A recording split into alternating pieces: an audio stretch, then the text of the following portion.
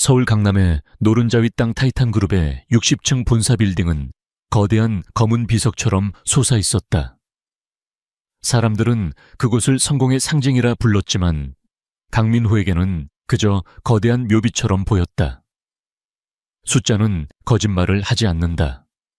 오직 그것을 기록하는 인간만이 거짓을 섞을 뿐이다. 재무이사의 추락사는 중력의 법칙을 따랐을지 몰라도 그 이면에 숨겨진 인과율은 명백히 조작되어 있었다. 피냄새가 빗물에 씻겨 내려가는 차가운 밤, 진실을 파헤치려는 자와 덮으려는 자의 숨 막히는 춤이 시작되려 하고 있었다. 타이탄그룹 본사 앞에는 묘한 정적만이 감돌고 있었다. 불과 3시간 전 대한민국 재계서열 10위권 그룹의 재무이사 김철수가 옥상에서 투신했다는 속보가 전파를 탔다. 경찰 통제선인 노란색 테이프가 빗물에 젖어 펄럭이고 있었지만 시신은 이미 수습된 후였다. 현장에 남은 것이라고는 아스팔트 바닥에 그려진 하얀색 스프레이 자국과 비릿한 혈향뿐이었다. 강민호는 검은색 우산을 쓴 채 그 하얀색 테이프 자국을 내려다보고 있었다. 그는 검은색 뿔테 안경을 고쳤으며 미간을 찌푸렸다. 그의 머릿속에서는 복잡한 수식들이 춤을 추고 있었다. 60층 높이 약 200m. 중력 가속도, 공기 저항을 무시한다고 가정했을 때 낙하 시간은 대략 6.3초. 문제는 낙하 지점이었다. 민호는 빌딩의 외벽과 시신이 떨어진 지점 사이의 거리를 눈으로 가늠했다. 대략 7m. 사람이 스스로 뛰어내릴 때 보통은 수직으로 떨어지거나 기껏해야 1, 2m 정도 앞으로 나아갈 뿐이다.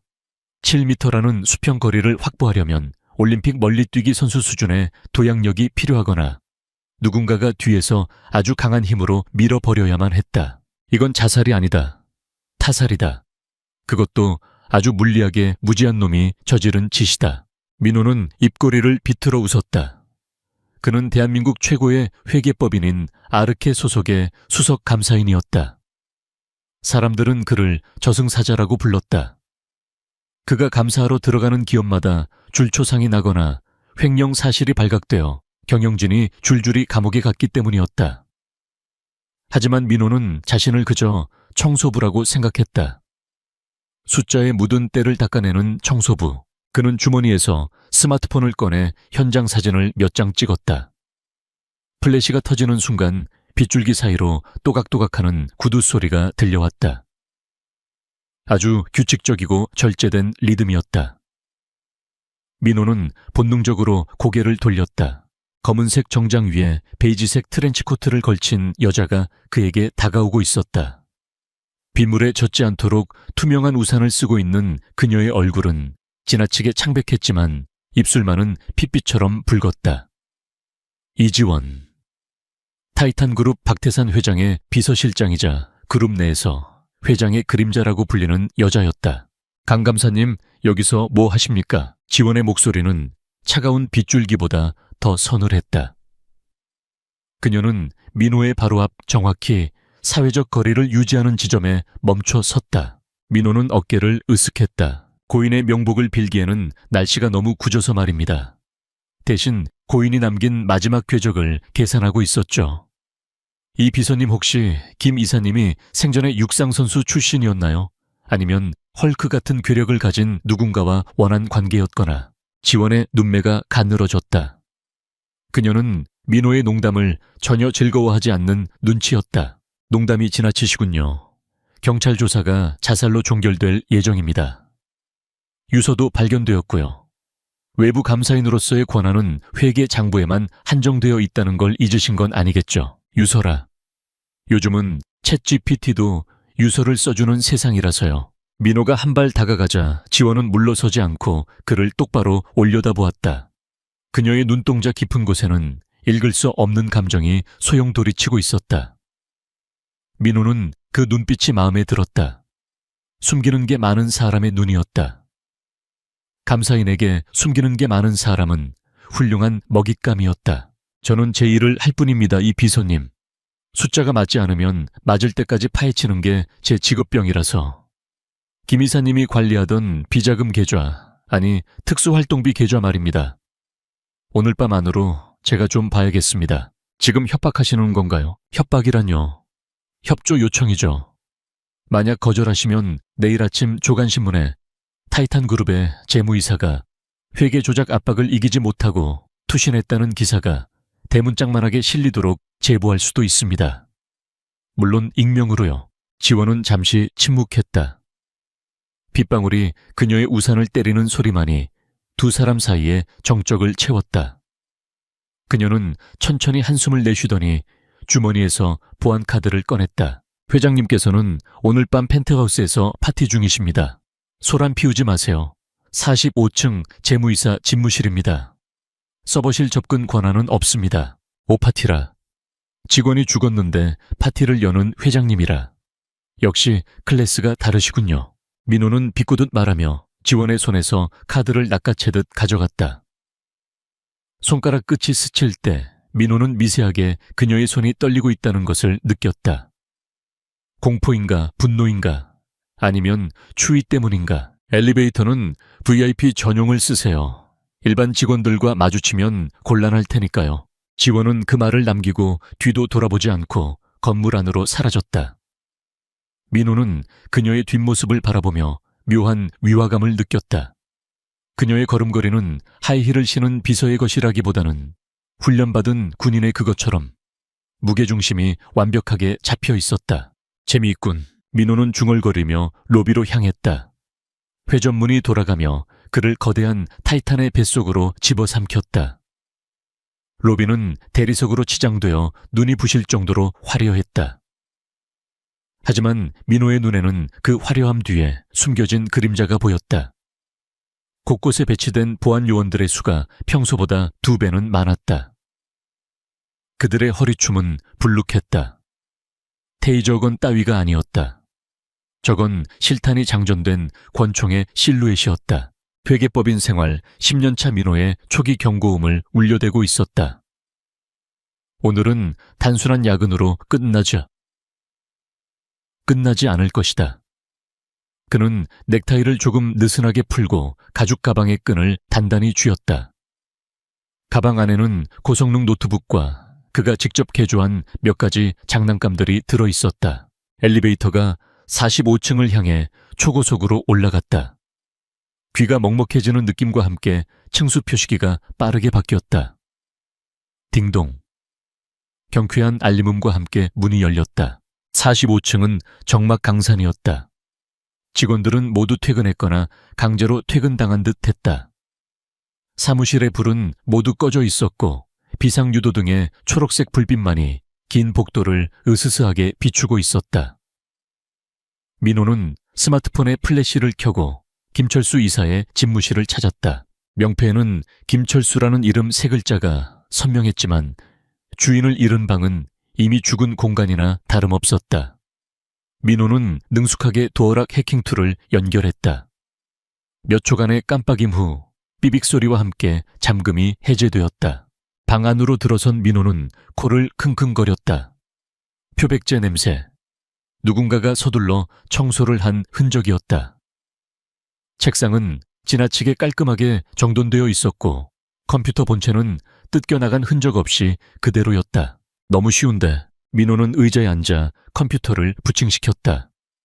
패스워드가 걸려 있었지만 그에게는 문제가 되지 않았다.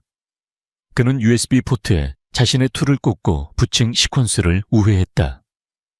검은 화면에 흰색 코드들이 폭포수처럼 쏟아져 내렸다. 그의 손가락이 키보드 위에서 피아니스트처럼 춤을 췄다. 김철수의 개인 폴더 이메일, 아카이브 결제, 문서함. 모든 것을 샅샅이 뒤졌다. 하지만 예상대로 중요한 데이터는 이미 삭제되었거나 아예 존재하지 않았다. 역시 서버실로 가야 하나. 민호가 혀를 차며 의자 등받이에 몸을 기대는 순간 책상 아래에서 무언가가 반짝였다. 그는 바닥에 무릎을 꿇고 책상 밑을 살폈다. 바닥 카펫 틈새에 끼어있는 작은 마이크로 SD 카드였다. 빙고! 아마도 김철수 이사가 끌려나가기 직전에 급하게 숨긴 것일 터였다. 놈들은 책상 위는 치웠을지 몰라도 책상 밑에 카페 틈새까지는 신경 쓰지 못했다. 오만함은 언제나 빈틈을 만드는 법이다. 민호는 떨리는 손으로 SD카드를 리더기에 꽂았다. 모니터에 새로운 드라이브가 인식되었다. 폴더의 이름은 평범했다. 가족사진. 하지만 그 안에는 사진 파일로 위장한 암호화된 엑셀 파일들이 가득했다. 그는 파일 하나를 열어보았다. 복잡한 숫자들의 나열. 일반인이라면 그저 머리 아픈 표라고 생각하겠지만 민호에게는 그것이 하나의 지도처럼 보였다. 자금의 흐름 출처, 그리고 도착지, 케이먼 제도 스위스, 그리고 중동의 분쟁 지역. 이건 단순한 횡령이 아니었다. 타이탄 그룹은 거대한 세탁기였다. 피 묻은 돈을 깨끗하게 빨아서 테러 단체에게 공급하는 자금줄. 김철수는 이 사실을 알고 빼돌리려다 살해당한 것이다. 그때였다. 복도에서 둔탁한 발소리가 들려왔다.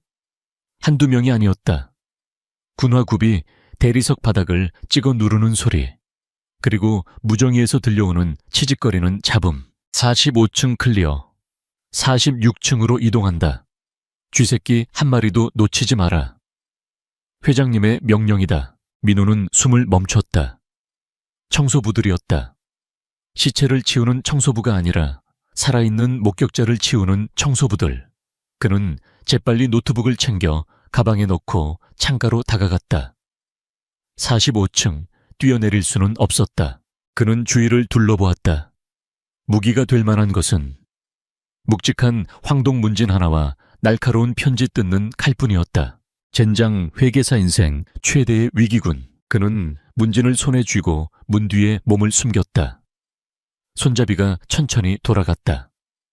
문이 열리고 검은색 전술 조끼를 입고 자동소총을 든 사내가 안으로 들어왔다. 사내는 헬멧에 부착된 야간 투시경으로 방 안을 훑었다. 민호는 타이밍을 쟀다. 놈이 한 발자국 더 들어오는 순간, 지금이야. 민호는 문 뒤에서 튀어나가며 황동문진으로 사내의 손목을 내리쳤다. 억하는 소리와 함께 소총이 바닥에 떨어졌다. 민호는 지체하지 않고 사내의 명치를 무릎으로 가격했다.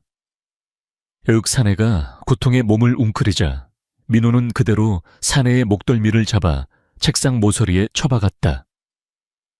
쿵소리와 함께 사내가 축 늘어졌다. 아마추어처럼 보였겠지만 사실 민호는 특전사 행정병 출신이었다. 물론 행정병이었지만 훈련은 똑같이 받았다. 게다가 그는 10년간 수많은 기업의 깡패들에게 위협받으며 실전 호신술을 익혀왔다. 하나처리. 하지만 밖에는 더 많은 놈들이 있다. 그는 사내의 허리춤에서 권총을 빼들었다. 글록 17. 묵직한 그립감이 손에 감겼다. 탄창을 확인하고 슬라이드를 당겼다. 그때 사무실의 스피커에서 찢어질 듯한 하울링 소리가 울려 퍼졌다. 그리고 느끼하고 오만한 목소리가 들려왔다. 마이크 테스트. 우리 귀여운 쥐새끼가 45층에 숨어 있었군. 강민호 감사, 내 말 들리나? 박태산 회장이었다. 자네가 김철수 이사의 뒤를 밟고 싶어 안달이 난 모양이군. 좋아, 기회를 주지. 지금부터 이 건물은 전면 봉쇄된다. 모든 출입구는 차단되었고 엘리베이터도 정지시켰어. 내 사랑스러운 사냥개들이 자네를 찾으러 갈 거야.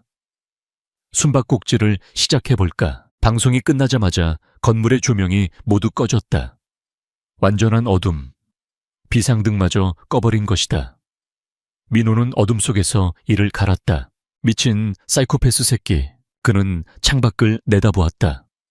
서울의 야경이 저 멀리서 반짝이고 있었지만 이 건물 안은 지옥의 밑바닥이었다. 이제 도망칠 곳은 없었다. 위로 올라가거나 잡혀서 죽거나. 그때 어둠 속에서 누군가 그의 팔을 낚아챘다. 민호는 반사적으로 권총을 겨눴다. 쏘지 마요, 나예요. 낮은 속삭임. 이지원이었다. 그녀는 어느새 하이힐을 벗어던지고 맨발로 서 있었다. 그녀의 손에는 피 묻은 골프차에 하나가 들려 있었다. 이 비서님, 당신도 사냥가의 중 한 명입니까? 아니요. 사냥개한테 물린 사슴이죠. 지원은 자신의 찢어진 스커트 자락을 보여주었다. 허벅지에 얕은 칼자국이 나 있었다. 회장님이 당신과 내가 내통했다고 의심하고 있어요. 당신을 들여보낸 게 저니까요. 이제 우린 한 배를 탔어요, 강 감사님. 아니, 강민호 씨, 한 배라. 침몰하는 배에 같이 탔다는 소리처럼 들리는군요. 불평할 시간 없어요. 놈들이 적외선 감지기를 쓰고 있어요. 여기서 1분 안에 나가지 않으면 우린 벌집이 될 거예요. 지원은 민호의 손을 잡아 끌었다. 그녀의 손은 아까보다 훨씬 따뜻했다. 아니, 뜨거웠다. 아드레날린 때문일 것이다. 어디로 갑니까? 서버실이요. 60층. 외부로 데이터를 전송할 수 있는 유일한 곳이죠. 미쳤군요. 호랑이 아가리로 들어가자고요. 호랑이 잡으려면 호랑이 굴로 들어가야죠. 그리고 지원은 어둠 속에서 시익 웃었다. 그 미소는 낮에 보았던 비서의 가식적인 미소가 아니었다. 훨씬 더 야성적이고 위험한 미소였다. 제가 빚진 건 반드시 갚는 성격이거든요. 박태산 그 개자식한테 줄 선물이 있어요. 민호는 안경을 고쳤으며 그녀를 따라 나섰다. 숫자로만 이루어졌던 그의 세상이 이제 피와 땀 그리고 화약 냄새로 채워지고 있었다. 좋습니다. 가시죠, 파트너. 다만 초과 근무 수당은 확실히 청구할 겁니다. 두 그림자는 어둠 속으로 사라졌다. 복도 끝에서 무정이 소리와 군화 발자국 소리가 점점 더 가까워지고 있었다. 60층까지 남은 층수는 15개. 그들에게 남은 시간은 많지 않았다. 이 밤은 길고도 험난할 것이다. 하지만 판을 뒤집을 수 있다면 충분히 걸어볼 만한 도박이었다. 비상계단은 끝이 보이지 않는 어둠의 나선이었다. 45층에서 시작된 그들의 도피는 마치 지옥의 밑바닥에서 거미줄을 타고 올라가는 깐다타의 심정처럼 위태로웠다. 민호는 가쁜 숨을 몰아쉬며 난간을 붙잡았다.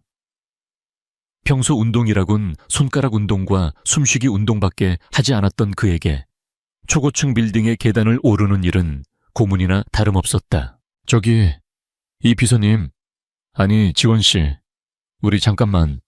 헉헉, 타임. 앞서가던 이지원이 멈춰 섰다.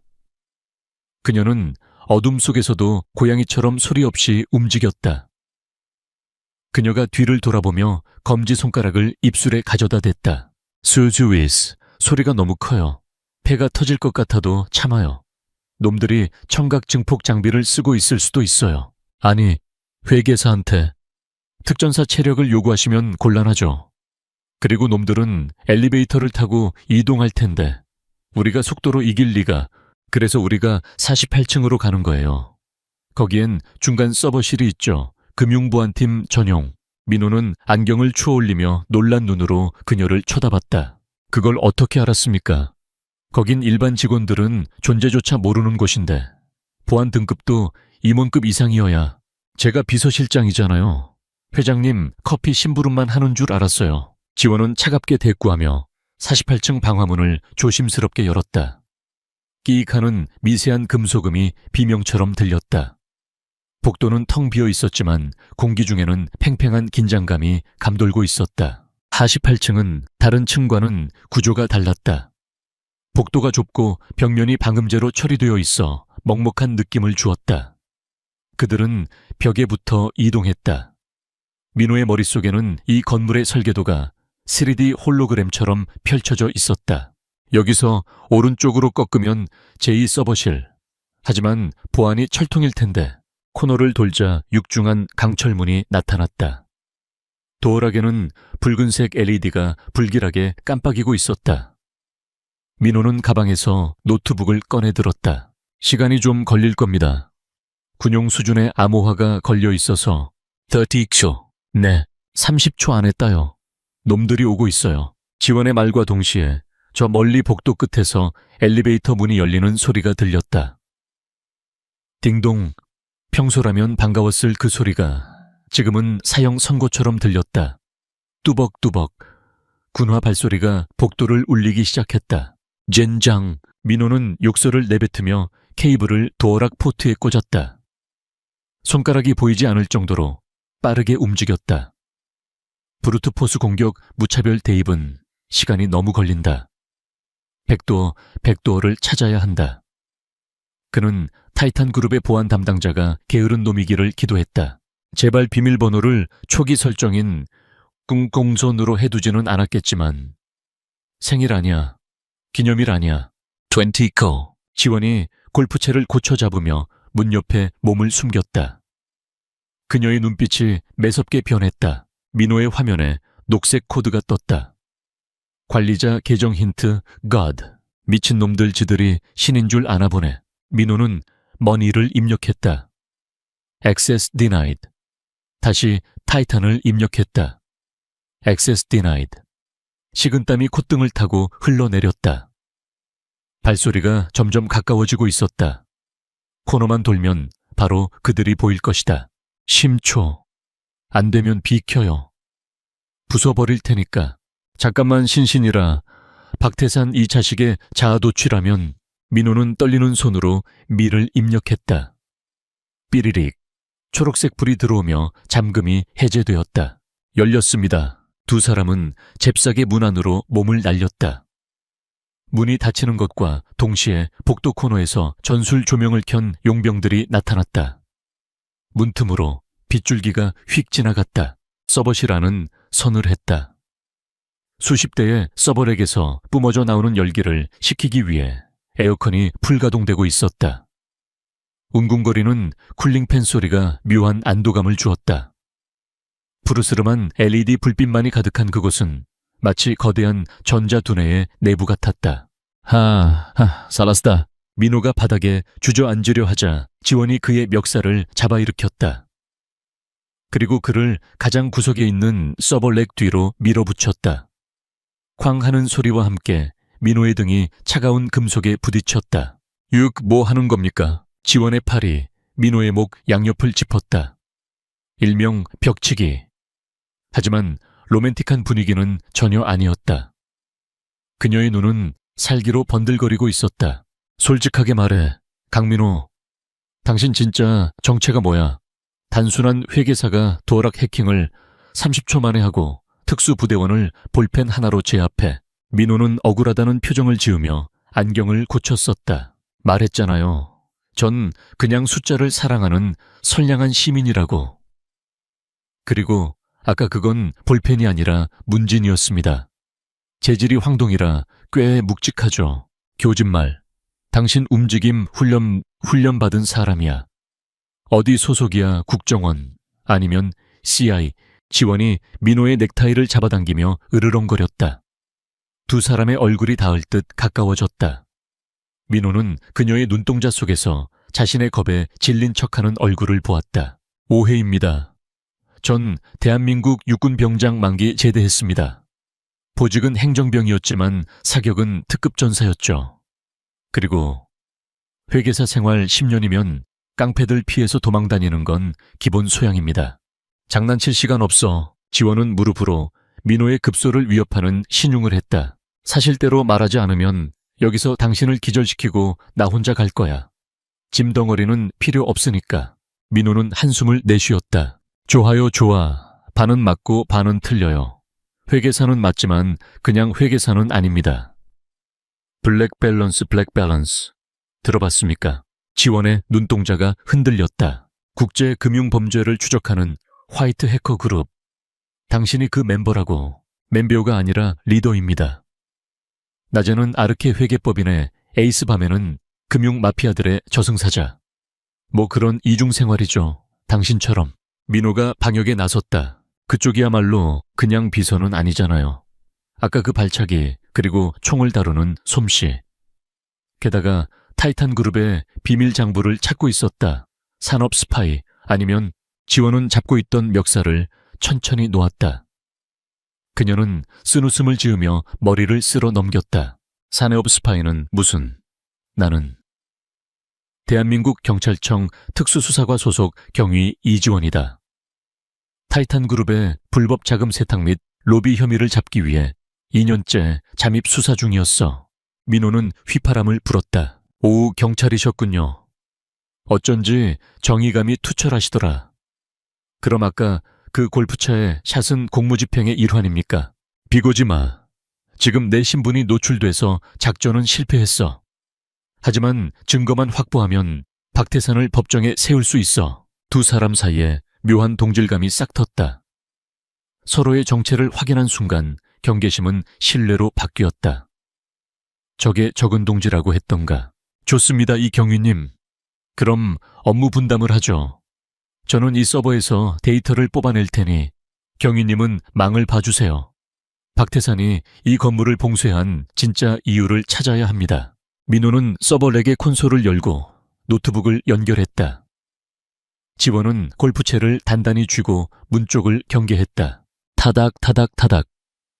기계식 키보드를 두드리는 소리가 서버실의 백색 소음과 섞여 들어갔다. 민호의 눈빛이 날카로워졌다. 그는 김철수 이사가 남긴 암호화된 파일에 키를 찾기 위해 타이탄 그룹의 메인 프레임과 술래잡기를 하고 있었다. 작았다. 민호가 나직하게 읊조렸다. 화면의 복잡한 자금 흐름도가 거미줄처럼 펼쳐졌다. 이것 좀 보세요. 지원이 다가와 화면을 들여다보았다. 이게 뭐죠? 유령 회사들인가요? 단순한 유령 회사가 아닙니다. 여기 알사바흐, 알사바 재단. 겉으로는 구호단체처럼 보이지만 실제로는 중동의 무장 테러 단체와 연계된 곳입니다. 그리고 여기 레드돈, 레드던, 펀드. 동유럽의 용병기업 자금줄이죠. 민호의 손가락이 화면상의 붉은 점들을 가리켰다. 타이탄 그룹은 단순히 탈세를 하는 게 아니었어요. 전 세계의 더러운 전쟁에 자금을 대고 그 대가로 히토류 채굴권이나 재건 사업권을 따내는 피해 거래를 하고 있었던 겁니다. 김철수 이사는 이걸 알고 신고하려다 당한 거고요. 지원의 주먹이 부들부들 떨렸다. 박태산, 이 쓰레기 같은 놈. 돈에 미쳐서 악마랑 손을 잡다니. 문제는 이 데이터가 여기 로컬 서버에는 일부만 남아있다는 겁니다. 전체 거래 내역과 결정적인 원장 레저룬 60층. 메인 서버실 박태산의 개인 금고 안에 있는 독립 서버에만 저장되어 있어요. 즉, 우리가 살아서 나가려면 무조건 60층으로 가야 한다는 소리죠. 그때였다. 서버실의 철문이 쿵 하고 울렸다. 누군가가 밖에서 강제로 문을 열려고 시도하고 있었다. 안에 있는 거 다 안다. 문 열어 셋센다. 걸걸한 목소리. 아까 그놈들이다. 민호는 급하게 노트북을 닫고 케이블을 뽑았다. 들켰군요. 이 경위님 싸울 준비 됐습니까? 지원은 골프채를 휘두르며 빙긋 웃었다. 준비는 아까부터 끝났어. 근데 강감사 싸움은 내가 할 테니 넌 어머나 해. 어머라뇨? 저 총 없는데요. 메오리를 써. 여기 있는 거 다 무기라며. 지원의 말이 끝나기가 무섭게 철문이 폭발음과 함께 날아갔다. 자욱한 연기 속에서 무장한 용병 3명이 들이닥쳤다. 그들의 총구는 정확히 서버실 안쪽을 향하고 있었다. 하지만 그들이 본 것은 텅 빈 통로뿐이었다. 어디 갔지? 용병들이 당황하며 안으로 들어서는 순간 천장 위에서 하얀 가루가 쏟아져 내렸다. 민호가 소화기를 터뜨려 환풍구 쪽에 매달아 놓은 것이었다. 시야가 차단된 용병들이 콜록거리며 허둥댔다. 지금이야. 서벌렉 사이 어둠 속에서 지원이 튀어나갔다. 그녀의 골프채가 허공을 가르며 선두에 선 용병의 헬멧을 강타했다. 깡맑고 고운 타격음이 울려 퍼졌다. 동시에 민호는 바닥에 엎드려 용병들의 다리 사이로 미끄러져 들어갔다. 그의 손에는 굵은 서버 전원 케이블이 들려 있었다. 그는 두 번째 용병의 발목을 케이블로 감아 힘껏 당겼다. 중심을 잃은 용병이 뒤로 넘어지며 소총을 난사했다. 타타탕 총갈이 서버렉에 튀며 불꽃을 일으켰다. 야, 비싼 장비라고 조심해. 민호가 소리치며 넘어진 용병의 얼굴에 노트북 가방을 내리꽂았다. 억하는 소리와 함께 용병이 기절했다. 마지막 남은 용병이 총구를 돌리려 했지만 이미 지원이 그의 품 안으로 파고든 뒤였다. 그녀의 팔꿈치가 용병의 턱을 올려쳤고 이어서 유려한 회전 발차기가 명치에 꽂혔다. 거구의 사내가 종이 인형처럼 날아가 벽에 처박혔다. 상황 종료. 불과 10초 만에 벌어진 일이었다. 민호는 헝클어진 머리를 정리하며 일어났다. 심장이 터질 듯 뛰고 있었지만 묘한 쾌감이 전신을 감쌌다. 와우, 이경희님. 발차기 예술인데요. 춤추는 줄 알았습니다. 지원도 거친 숨을 몰아쉬며 흐트러진 블라우스를 정돈했다. 그녀의 볼에 묻은 피 용병의 것이다가 묘하게 섹시해 보였다. 당신도 제법이네. 소화기 트랩이라니 고전적이지만 효과적이었어. 클래식은 영원한 법이죠. 그들은 서로를 바라보며 짧게 웃었다. 극한 상황에서 피어나는 전우애 혹은 그 이상의 감정. 하지만 낭만을 즐길 시간은 없었다. 용병들의 무정위에서 다급한 지원 요청 소리가 들려오고 있었다. 여기는 알파팀 48층에서 교전 발생 타겟 확인, 지원 바람놈들이 으악, 지원이 넘어진 용병의 무정위를 밟아 부숴버렸다. 이제 놈들이 때로 몰려올 거야. 엘리베이터도 가동하겠지. 민호는 바닥에 떨어진 소총 MP5 기관 단총을 집어들어 지원에게 던져주었다. 이거 쓰세요. 골프채보다는 나을 겁니다. 당신은 민호는 기절한 용병의 허리춤에서 섬광탄 2개와 단검을 챙겼다. 전 이걸로 충분합니다. 그리고 제 무기는 여기 있으니까요. 그는 자신의 머리를 톡톡 두드렸다. 가시죠 60층으로. 회장님께 전기세 청구하러. 두 사람은 엉망이 된 서버실을 뒤로하고 다시 어둠 속으로 뛰어들었다. 이제 숨바꼭질은 끝났다. 전면전이다. 60층 펜트하우스의 공기는 정제되어 있었다. 미세먼지 하나 없는 청정구역, 적절한 습도, 그리고 은은하게 퍼지는 최고급 아로마 향. 하지만 그 평온함을 깨뜨리는 것은 둔탁한 타격음과 비명소리였다. 7번. 아연. 비거리가 좀 짧았나. 박태산 회장은 하얀 장갑에 묻은 핏자국을 무심하게 바라보았다. 그의 발밑에는 보안팀장 조 부장이 피투성이가 된 채 꿈틀거리고 있었다. 조 부장의 머리에서는 검붉은 피가 흘러나와 최고급 페르시아 카펫을 적시고 있었다. 회 후장님, 죄송합니다. 놈들이 그렇게 빠를 줄은. 죄송하다는 말은 초등학생들이 숙제 안 해왔을 때나 하는 말이고, 박태산은 티타늄 골프채의 헤드 부분을 손수건으로 닦으며 싸늘하게 웃었다. 그의 눈은 웃고 있었지만 인매는 잔혹하게 비틀려 있었다. 나는 자네에게 연봉 3억을 줬어. 그 돈은 자네가 죄송할 일을 만들지 말라고 준 거야. 그런데 고작 회계사 나부랭이와 내 비서년한테 48층을 뚫려. 그것도 내 정의 요원들이. 박태산은 골프채를 다시 들어 올렸다. 조 부장이 공포에 질려 뒷걸음질 쳤다. 변수가 있었습니다. 놈들이 서버실의 소화기 트랩을. 변수. 내가 제일 싫어하는 단어가 바로 그거야. 비즈니스의 변수는 곧 손실이지. 퍽. 다시 한번 골프채가 허공을 갈랐다. 조 부장의 비명소리가 방음벽에 막혀 메아리 쳤다. 박태산은 숨을 고르며 인터폰을 눌렀다.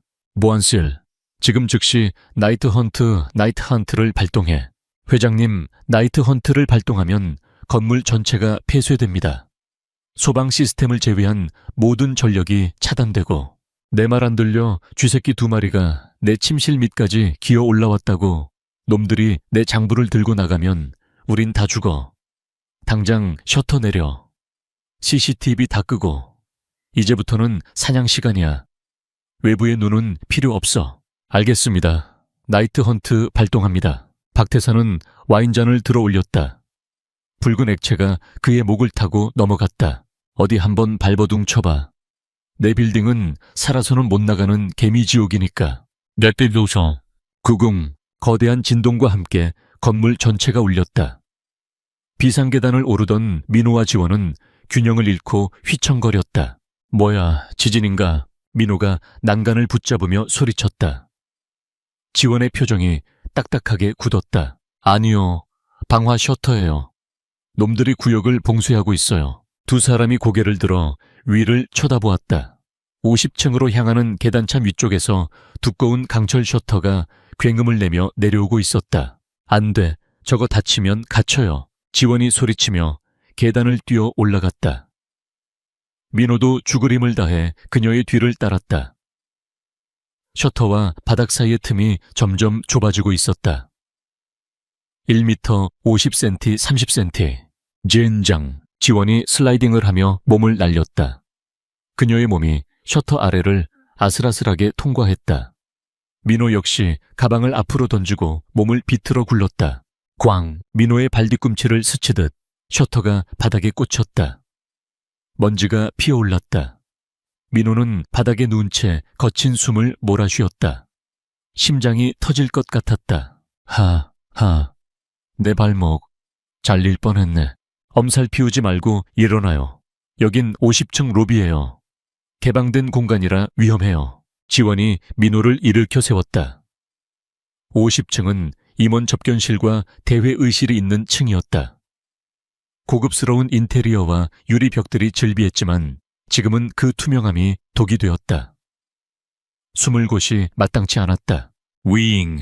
갑자기 천장의 조명이 붉은색으로 바뀌었다. 비상등마저 꺼지고 오직 붉은색 경고등만이 돌아가며 실내를 기괴하게 비췄다. 사이렌 소리조차 들리지 않는 완전한 침묵. 그것이 더 공포스러웠다. 전력이 차단됐어요. 이제 엘리베이터도 전자식 도어락도 다 먹통이에요. 민호가 주변을 둘러보며 말했다. 그의 눈이 빠르게 상황을 분석했다. CCTV 불도 꺼졌군. 박태산이 눈을 감았어. 이건 무슨 뜻일까? 보지 않겠다는 거죠. 지원이 MPA부 소총의 탄창을 확인하며 차갑게 말했다. 우리가 죽는 모습을 기록에 남기지 않겠다는 거예요. 이제부터 들이닥칠 놈들은 체포조가 아니에요. 살해조, 킬스쿼드죠. 그때 양쪽 복도 끝에 비상구 문이 동시에 열렸다. 야간 투시경 NVG를 착용한 완전 무장 병력들이 쏟아져 들어왔다. 그들의 움직임은 이전의 용병들과 달랐다. 군더더기 없이 빠르고 소음이 없었다. 레이저 포인터의 붉은 점들이 민호와 지원의 가슴팍을 조준하며 춤을 췄다. 네 뛰어! 지원이 소리치며 엄폐물 뒤로 몸을 날렸다. 동시에 총성이 빗발쳤다. 누두두두두 유리벽이 산산조각 나며 파편이 튀었다. 민호는 탕비실 팬트리 쪽으로 구르며 비명을 질렀다. 유학, 이 회사는 야근하는 직원들한테 총알을 보너스로 주나 보네. 민호와 지원은 탕비실의 아일랜드 식탁 뒤에 주저앉았다. 총알이 식탁의 대리석 상판을 깎아내고 있었다. 화력 차이가 너무 컸다. 지원이 응사해보았지만 적들은 전술 방패까지 들고 좁혀오고 있었다. 탄창 2개 남았어. 저놈들은 최소 10명이야. 방패 때문에 뚫을 수가 없어. 지원이 이를 악물었다. 그녀의 이마에서 피가 흐르고 있었다. 유리에 스친 상처였다. 민호는 탕비실 안을 두리번거렸다. 냉장고, 전자레인지, 커피머신, 그리고 각종 식자재들. 그의 뇌가 초고속으로 회전하기 시작했다. 물리학, 화학, 그리고 약간의 미친 상상력. 지원씨, 혹시 분진 폭발이라고 들어봤습니까? 지금 과학 수업할 시간 있어요. 아니, 실습 시간입니다. 시간 좀 벌어줘요. 30초만. 민호는 기어다니며 찬장을 뒤졌다. 대용량 커피 크리머, 프림, 빙고. 그는 가루형 크리머 통을 꺼내 뚜껑을 열었다. 그리고 식용유 한 통을 바닥에 쏟아부었다. 뭐 하는 거예요? 적들을 따뜻하게 맞이할 준비요. 민호는 전자레인지에 타이머를 조작하고 그 안에 부탄가스통 휴대용 버너용을 집어넣었다. 그리고 크리머 가루를 공중에 흩뿌릴 준비를 했다. 지원씨 문 쪽으로 유인해요. 그리고 내가 신호하면 바닥에 납작 엎드려요. 지원은 민호의 의도를 파악했다. 그녀는 벌떡 일어나 문 쪽을 향해 사격했다. 여기다 이 개새끼들아 들어와봐. 적들이 도발에 반응했다. 방패를 앞선 진압조가 탕비실 입구로 진입했다. 타겟 확인, 사살해. 선두의 용병이 방아쇠를 당기려는 순간 민호가 소리쳤다. 지금. 지원이 몸을 날려 식탁 뒤로 숨었다. 민호는 들고 있던 크리머통을 선풍기 환기용을 향해 던졌다. 하얀 가루가 탕비실 내부 공기 중에 자욱하게 퍼졌다. 밀폐된 공간 고농도의 가연성 분진. 그리고 민호가 라이터를 켜서 허공으로 던졌다. 화르륵. 작은 불꽃이 공기 중의 가루와 만나는 순간 연쇄 반응이 일어났다. 꽝! 거대한 폭발음과 함께 탕비실 입구가 화염에 휩싸였다. 분진 폭발이었다. 좁은 공간에서의 폭발력은 상상을 초월했다. 앞서 들어오던 용병들이 폭풍에 휘말려 뒤로 튕겨나갔다. 방패도 소용없었다. 충격파와 열기가 그들을 덮쳤다. 이왁! 비명소리와 함께 화재 스프링클러가 터졌다. 물줄기가 쏟아져 내렸지만 이미 상황은 종료된 후였다. 탕비실 입구는 아수라장이 되었다. 굴럭 강민호, 당신 진짜 미쳤어. 지원이 재투성이가 된 얼굴로 물었다. 민호는 그을린 안경을 닦으며 씩 웃었다. 회계감사는 원래 꼼꼼하게 털어야 하는 법입니다. 먼지 하나까지도요. 이게 바로 진정한 먼지 털기죠. 농담은 나중에 해요. 놈들이 정신 차리기 전에 이동해야 해요. 두 사람은 연기가 자욱한 50층 복도를 달렸다. 적들의 무정이는 혼선으로 시끄러웠고 부상자들의 신음소리가 곳곳에서 들려왔다. 하지만 안심할 수는 없었다. 이건 선발대일 뿐이었다. 계단은 막혔고 엘리베이터는 정지됐어요. 60층까지 어떻게 가죠? 지원이 물었다. 민호는 복도 끝에 있는 화물용 승강기를 가리켰다. 일반 엘리베이터는 중앙통제실에서 제어하지만 저 화물용은 독립전원을 쓰는 비상용입니다. 주로 서버 장비를 옮길 때 쓰죠. 제가 시스템 설계도를 봤을 때 분명 그렇게 되어 있었어요. 하지만 전기가 끊겼잖아요. 그래서 우리가 수동으로 조작해야죠. 제 가방에 고성능 배터리 팩이 있습니다. 모터를 잠깐 돌릴 정도는 될 겁니다. 그들은 화물용 승강기 앞으로 달려갔다. 민호는 제어 패널을 뜯어내고 전선을 연결했다. 스파크가 튀었다. 제발 하는 소리와 함께 승강기의 모터가 돌아가기 시작했다. 문이 덜컹거리며 열렸다. 탔어요. 어서. 두 사람이 승강기 안으로 뛰어들자마자 복도 저편에서 정신을 차린 용병들이 사격을 시작했다. 챙챙. 총알이 승강기 문을 때렸다. 문이 천천히 닫혔다. 닫히는 문틈 사이로 시커먼 연기와 붉은 레이저 불빛이 보였다. 승강기가 덜컹거리며 위로 움직이기 시작했다. 속도는 느렸지만 확실히 올라가고 있었다. 51층, 52층. 민호는 바닥에 주저앉아 넥타이를 풀었다. 땀으로 셔츠가 몸에 휘감겼다. 후, 죽다 살았네요. 이 정도면 산재 처리해주겠죠. 지원은 구석에 기대어 탄창을 교체하고 있었다. 그녀의 눈빛은 더욱 깊고 어두워져 있었다. 강민호 씨, 네. 당신 생각보다 꽤 괜찮은 파트너네요. 아까 그 폭발 타이밍이 완벽했어요. 칭찬으로 듣겠습니다. 그런데 이 경위님도 꽤 멋졌습니다.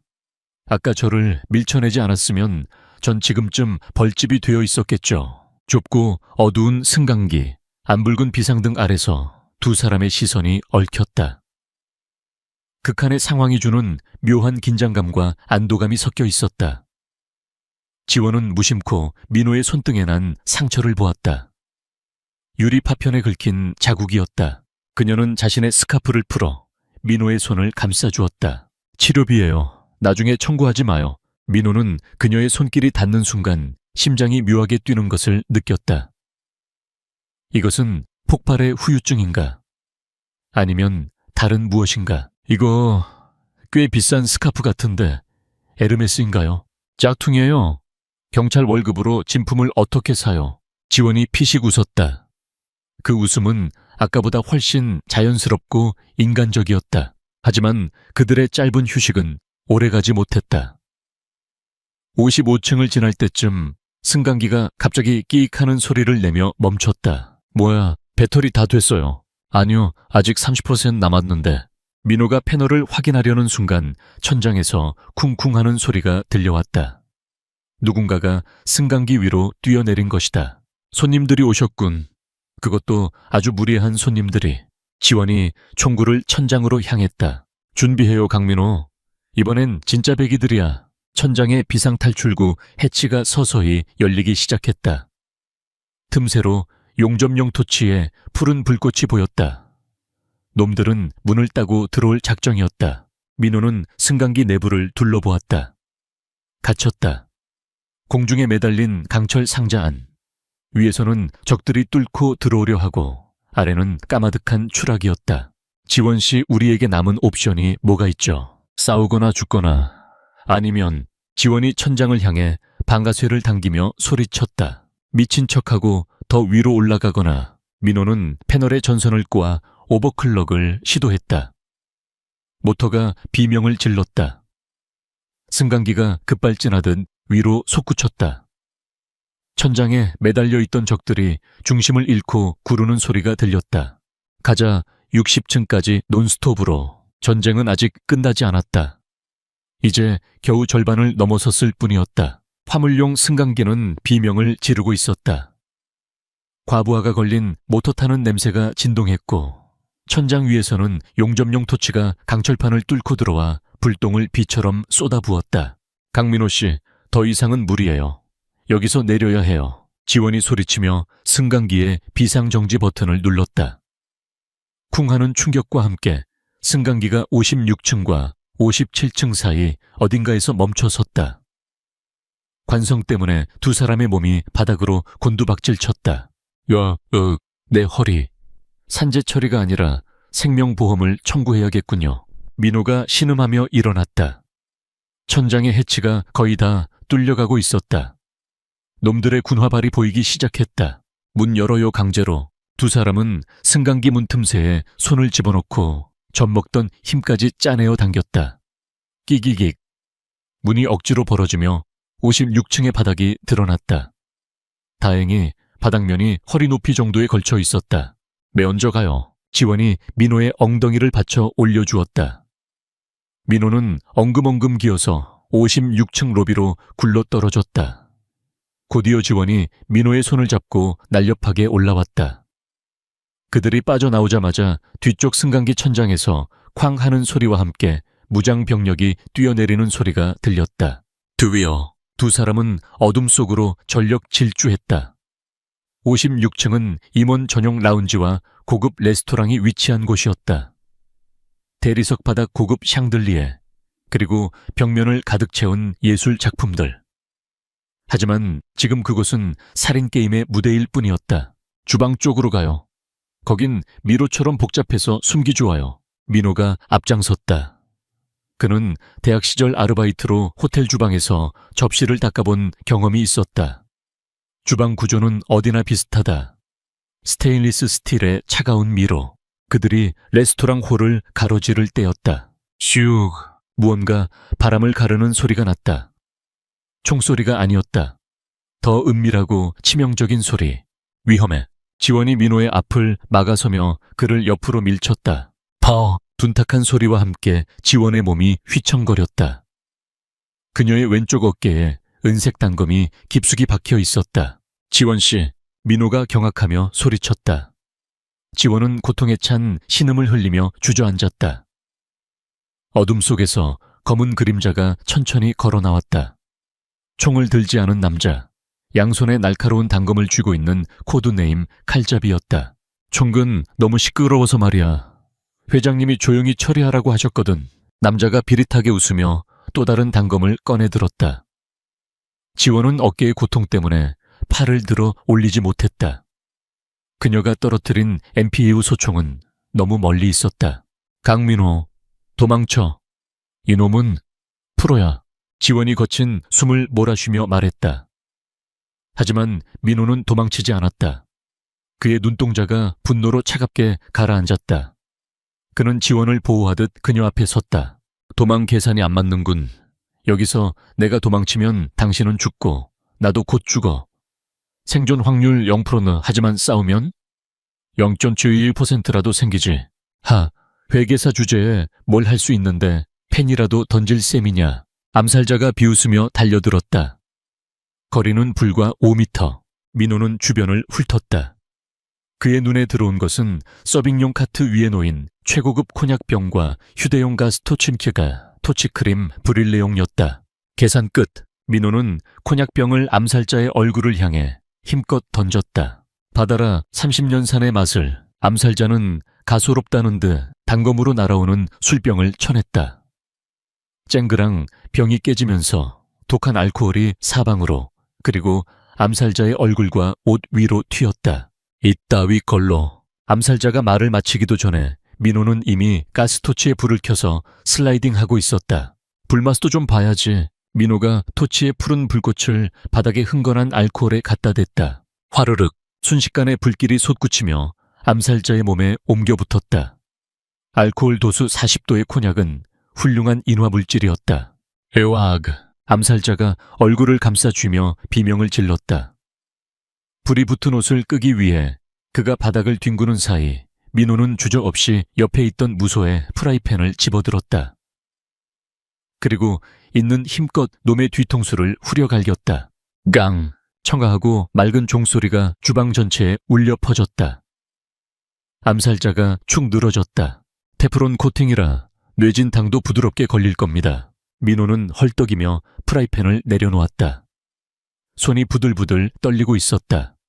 사람을 그것도 킬러를 때려 눕혔다는 사실이 실감나지 않았다. 하지만 감상에 젖을 시간이 없었다. 지원씨 괜찮아요. 민호는 지원에게 달려가 그녀를 부축했다. 지원의 안색이 창백했다. 어깨에 박힌 단검 주변으로 피가 걷잡을 수 없이 흘러내리고 있었다. 괜찮아. 그냥 좀 따끔하네요. 따끔은 무슨 피가 이렇게 많이 나는데. 민호는 그녀를 부축해 주방 안쪽에 식자재 창고로 들어갔다. 두꺼운 냉동 창고 문을 닫고 잠그자 잠시나마 외부와 차단된 안전한 공간이 만들어졌다. 냉기는 돌지 않았지만 서늘했다. 민호는 지원을 쌀 포대 위에 앉혔다. 이거 뽑아야 합니다. 그리고 지혈해야 해요. 알아요. 근데 마취제 없잖아요. 엄청 아플 텐데. 지원이 식은땀을 흘리며 억지로 웃어 보였다. 평소에 강인한 여전사 모습은 온데간데 없고 고통을 참는 연약한 여자의 모습만이 남아있었다. 그 모습이 민호의 가슴을 찌르르하게 만들었다. 제가 최대한 안 아프게 빨리 할게요. 저 믿죠? 민호는 자신의 와이셔츠 소매를 뜯어냈다. 그리고 넥타이를 풀어 지혈대를 만들었다. 자, 이거 물어요. 소리 지르면 놈들이 들을지도 모르니까. 민호는 깨끗한 행주를 말아 그녀의 입에 물려주었다. 지원은 고개를 끄덕이며 눈을 질끈 감았다. 하나 둘 셋. 민호는 단숨에 단검을 뽑아냈다. 이으브.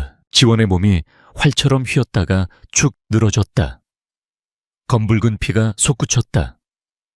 민호는 재빨리 뜯어낸 셔츠 조각으로 상처 부위를 막고 압박했다. 참아야 해요. 숨 쉬세요. 후후. 민호는 그녀의 어깨를 강하게 누르며 눈을 맞췄다. 지원의 눈에 고통의 눈물이 고여 있었다. 그녀는 행주를 뱉어내고 거친 숨을 몰아쉬었다. 당신 회계사 그만두고 돌팔이 의사 해도 되겠어. 칭찬 고맙습니다. 근데 전 의사 면허는 없어서요. 민호는 넥타이로 붕대 위를 단단히 묶어 고정했다. 지혈이 어느 정도 된 것 같았다. 그는 땀에 젖은 그녀의 머리카락을 조심스럽게 넘겨주었다. 두 사람 사이에는 잠시 침묵이 흘렀다. 창고 밖에서는 놈들이 그들을 찾는 소리가 들려왔지만 두꺼운 방음벽 덕분에 먼 세상 이야기처럼 들렸다. 왜 그랬어요? 민호가 나직하게 물었다. 뭐가요? 왜 몸을 던져서 저를 구했냐고요? 저는 그냥 비즈니스 파트너일 뿐이잖아요. 지원은 힘없이 피식 웃었다. 글쎄요. 본능이었나 봐요. 그리고 당신이 죽으면 내 퇴직금은 누가 챙겨줘요? 퇴직금이라뇨. 나 이번 일 끝나면 경찰 그만둘 거거든요. 너무 지쳤어요. 놈들의 더러운 돈 냄새도 윗선들의 정치질도. 지원은 벽에 머리를 기댔다. 그녀의 시선이 허공을 향했다. 우리 아빠 타이탄 건설 현장 소장이었어요. 10년 전 부실 공사 책임을 뒤집어쓰고 감옥에 가셨죠. 억울하다고 항소했지만 박태산의 변호인단이 증거를 조작했어요. 아빠는 옥중에서 화병으로 돌아가셨고요. 민호는 아무 말 없이 그녀의 말을 들었다. 그녀가 왜 이 위험한 이중 스파이 짓을 자처했는지 그 퍼즐 조각이 맞춰지는 순간이었다. 복수하고 싶었어요. 법이 못하면 내 손으로라도 박태산을 무너뜨리고 싶었어. 근데 막상 죽을 때가 되니까 무섭네요. 아직 아무것도 못했는데. 지원의 눈에서 눈물 한 방울이 또르르 흘러내렸다. 민호는 망설이다가 조심스럽게 그녀의 손을 잡았다. 차가운 손이었다. 그는 자신의 온기를 전해주고 싶었다. 안 죽어요. 내가 안 죽게 할 겁니다. 민호의 목소리에는 확신이 차 있었다. 숫자는 거짓말을 안 한다고 했죠. 내 계산에 따르면 우리의 생존 확률은 아까보다 올라갔어요. 왜요? 이제 우리 둘 다 잃을 게 없으니까요. 잃을 게 없는 사람은 무적입니다. 그리고 민호는 주머니에서 아까 챙긴 암살자의 단검을 꺼내 지원의 손에 쥐어주었다. 당신 곁에는 대한민국 최고의 천재 회계사가 있잖아요. 내가 박태산 그 자식의 장부를 털어서 당신 아버지의 무죄뿐만 아니라 그동안 떼먹은 위로금까지 이자 쳐서 받아낼 겁니다. 복리 계산으로 아주 톡톡히. 지원은 민호의 진지한 표정을 보며 푹 하고 웃음을 터뜨렸다. 푸헤으헤읍. 복리 계산이라니. 진짜 뼛속까지 회계사네. 당연하죠. 자본주의 사회에서 최고의 복수는 상대방을 파산시키는 겁니다. 분위기가 한결 부드러워졌다. 지원은 민호의 어깨에 잠시 얼굴을 묻었다. 조금만, 5분만 이렇게 있어요. 힘 좀 충전하게. 5분은 너무 짧은데요. 10분으로 하죠. 할증 요금은 안 받겠습니다. 민호는 어색하게나마 그녀의 등을 토닥였다. 심장 박동이 빨라졌다. 이것은 공포 때문이 아니었다. 낯선 감정이 싹트고 있었다. 서로의 상처를 보듬으며 피어나는 피보다 붉고 강렬한 감정. 하지만 그들의 충전 시간은 5분을 채우지 못했다. 쿵쿵 냉동창고의 문이 둔탁하게 울렸다. 놈들이 위치를 파악한 것이다. 안에 있는 거 안다. 쥐새끼들 당장 나와. 지원과 민호는 동시에 눈을 떴다. 지원의 눈빛이 다시 날카로워졌다. 고통은 사라지지 않았지만 의지가 고통을 덮어버렸다. 충전 완료. 지원이 자리에서 일어났다. 비틀거렸지만 민호가 그녀를 잡아주었다. 갈 수 있겠어. 업어달라고 하고 싶지만 당신 허리가 부실해 보여서 참을게요. 이거 왜 이러십니까? 저 이래 보여도 스쿼트 100개는 거뜬합니다. 나중에 확인해보죠. 일단 여기서 나가는 게 먼저예요. 민호는 냉동 창고 안을 둘러보았다. 탈출구는 없었다. 오직 놈들이 두들기고 있는 정문뿐. 하지만 천장에 환기 덕트가 보였다. 저깁니다. 주방 환기구는 보통 옥상이나 기계실로 연결되죠. 58층이나 59층까지 한 번에 갈 수 있을지도 모릅니다. 좁아 보이는데 우린 날씬하잖아요. 그리고 지금 다이어트 따질 때가 아닙니다. 민호는 선반을 밟고 올라가 환기구 덮개를 열었다. 매운저 올라가요, 지원씨. 제가 뒤를 봐드릴게요. 지원이 고통을 참으며 환기구 안으로 몸을 밀어 넣었다. 민호도 뒤따라 올라갔다. 그들이 환기구 안으로 사라지는 순간 창고문이 폭파되며 적들이 들이닥쳤다. 없어 어디 갔지? 환기구다 놈들이 환기구로 튀었다. 위층으로 연결된 라인을 봉쇄해. 좁고 어두운 환기구 안. 먼지와 기름때가 가득했지만 두 사람에게는 희망의 통로였다. 민호는 앞서가는 지원의 엉덩이를, 아니 뒷모습을 보며 기어갔다. 지원씨, 상처는 괜찮습니까? 어딜 보는 거예요, 변태 회계사님. 앞에서 킥킥거리는 소리가 들려왔다. 상황 파악 중이었습니다. 출혈 상태를 체크한 거라고요. 알았어. 덕분에 덜 아프네요. 계속 말 걸어줘요, 허녀야. 정신 잃지 않게. 그들은 어둠 속을 기어가며 끊임없이 서로의 이름을 불렀다. 강민호, 이지원.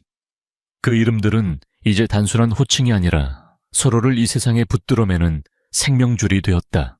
목적지는 60층. 이제 얼마 남지 않았다. 박태산 기다려라. 네가 훔친 모든 것들의 대가를 치르게 해주마. 환기구의 끝은 낭떠러지였다. 민호가 쇠창살 너머를 엿보았다. 그곳은 건물의 식도, 시다오와도 같은 거대한 승강로였다. 위아래로 끝없이 뻗은 어둠 그 사이를 가로지르는 굵은 강철 케이블들, 그리고 저 아래 까마득한 곳에서 들려오는 운궁거리는 기계음. 여긴 승강기 통로잖아요. 지원이 민호의 어깨 너머로 내다보며 물었다. 네. 주방 환기구가 기계실 공조 시스템과 연결되려면 이 통로를 지나가야 하니까요. 60층 펜트하우스로 가는 직통 엘리베이터 라인입니다. 민호는 주머니에서 동전 하나를 꺼내 떨어뜨려 보았다. 동전은 어둠 속으로 사라졌고 바닥에 닿는 소리는 영영 들리지 않았다. 높이 대략 180m. 떨어지면 바닥에 닿기도 전에 쇼크사 할 겁니다. 무서운 소리 하지 마요. 그럼 어떻게 올라가죠? 저걸 타야죠. 민호가 가리킨 곳에는 58층 높이에 멈춰있는 엘리베이터 카키아르의 상판이 있었다. 그들이 있는 환기구에서 대략 2m 거리. 뛸 수 있는 거리였지만 실패하면 죽음이었다. 제가 먼저 갑니다. 민호는 심호흡을 했다. 회계 장부를 덮을 때의 그 단호함으로 그는 허공을 향해 몸을 날렸다. 쿵! 민호의 발이 엘리베이터 상판 위에 착지했다.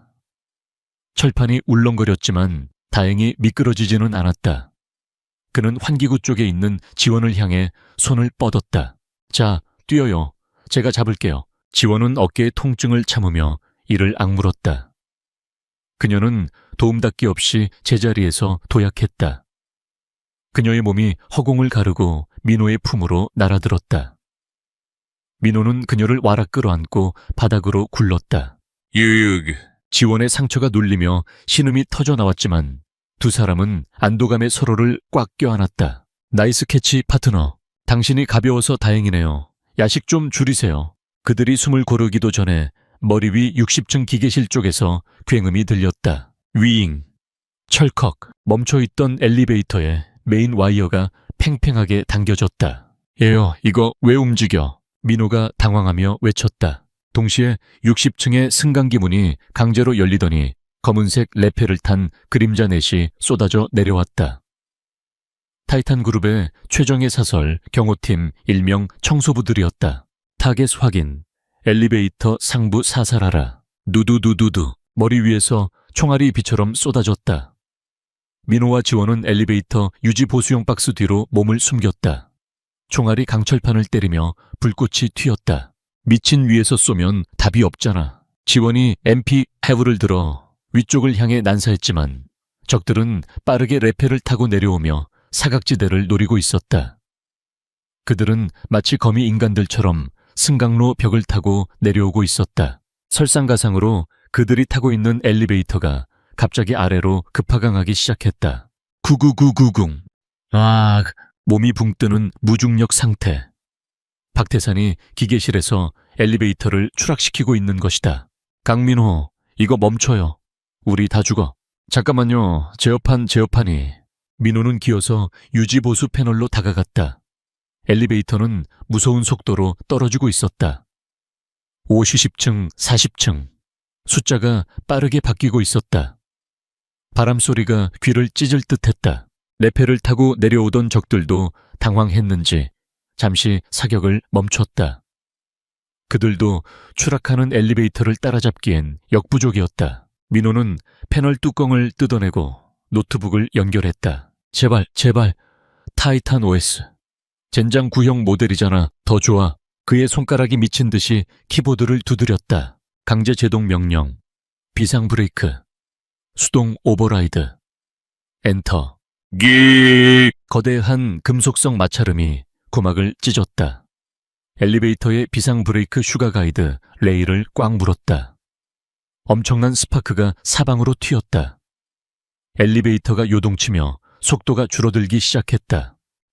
꽉 잡아요. 민호가 지원을 감싸 안고 바닥에 엎드렸다. 엘리베이터가 30층 부근에서 거칠게 멈춰 섰다. 충격으로 민호의 안경이 날아갔다. 살았다. 하지만 안도할 틈이 없었다. 위에서 내려오던 적들이 이제 다시 그들을 향해 다가오고 있었다. 붉은 레이저 포인터가 어둠 속을 뚫고 내려왔다. 놈들이 다가와요. 거리는 20m 위. 지원이 탄창을 갈아 끼우며 말했다. 강민호 씨, 당신은 여기서 시스템을 완전히 장악해서 저놈들을 떨쳐내요. 난 올라오는 놈들을 막을 테니. 어떡해요? 이 엘리베이터는 이미 멈췄는데. 아니, 움직이게 해봐요. 위가 아니라 위아래로 미친 듯이 흔들란 말이에요. 로더처럼. 민호는 깨진 안경을 주워 쓰고 다시 키보드에 손을 올렸다. 로데오라. 그거 제 전공은 아니지만 물리학적으로 진동을 주는 건 가능하죠. 민호는 모터의 토크 값을 조작했다. 상승과 하강 신호를 0.5초 간격으로 반복 입력했다.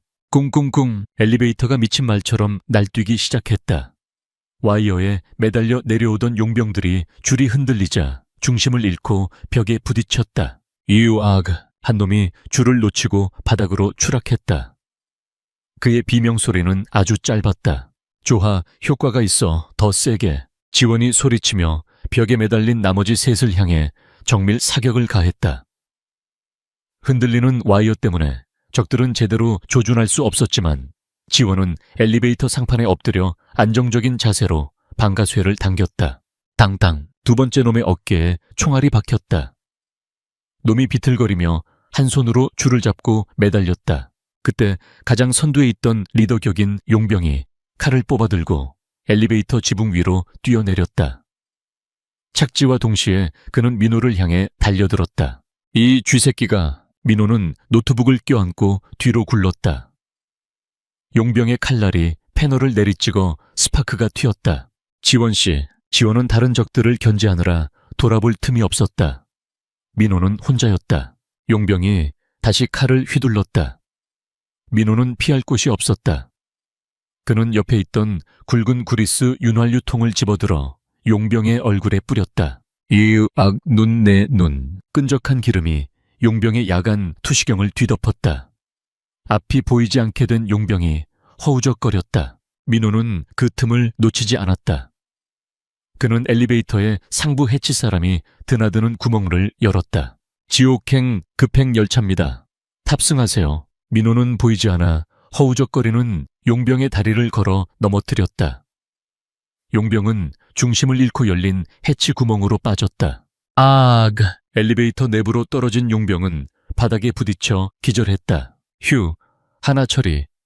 지원씨 상황은요? 정리됐어요. 나머지 둘은 줄을 끊고 도망쳤거나 떨어졌어요. 지원이 거친 숨을 몰아쉬며 다가왔다. 엘리베이터 상판은 전쟁터처럼 그을리고 피로 얼룩져 있었다. 이제 다시 올라가야 해요. 박태산이 있는 곳으로. 민호는 고개를 끄덕이며 시스템을 다시 정상화했다. 이번엔 안전운행 모드로 가겠습니다. 목적지는 59층. 엘리베이터가 천천히 상승하기 시작했다. 35층, 40층, 50층. 그런데 58층을 지날 때쯤 민호가 갑자기 소리쳤다. 잠깐 멈춰요. 세워. 왜요? 또 저기예요. 아니요. 저기 저 벽 틈새 좀 봐요. 민호가 손전등으로 승강로 벽면에 움푹 파인 곳을 비췄다. HBIM 철골과 콘크리트 벽 사이의 작은 틈새. 기술자들이 점검할 때나 쓰는 작은 발판 공간이었다. 그곳에 무언가가 반짝이고 있었다.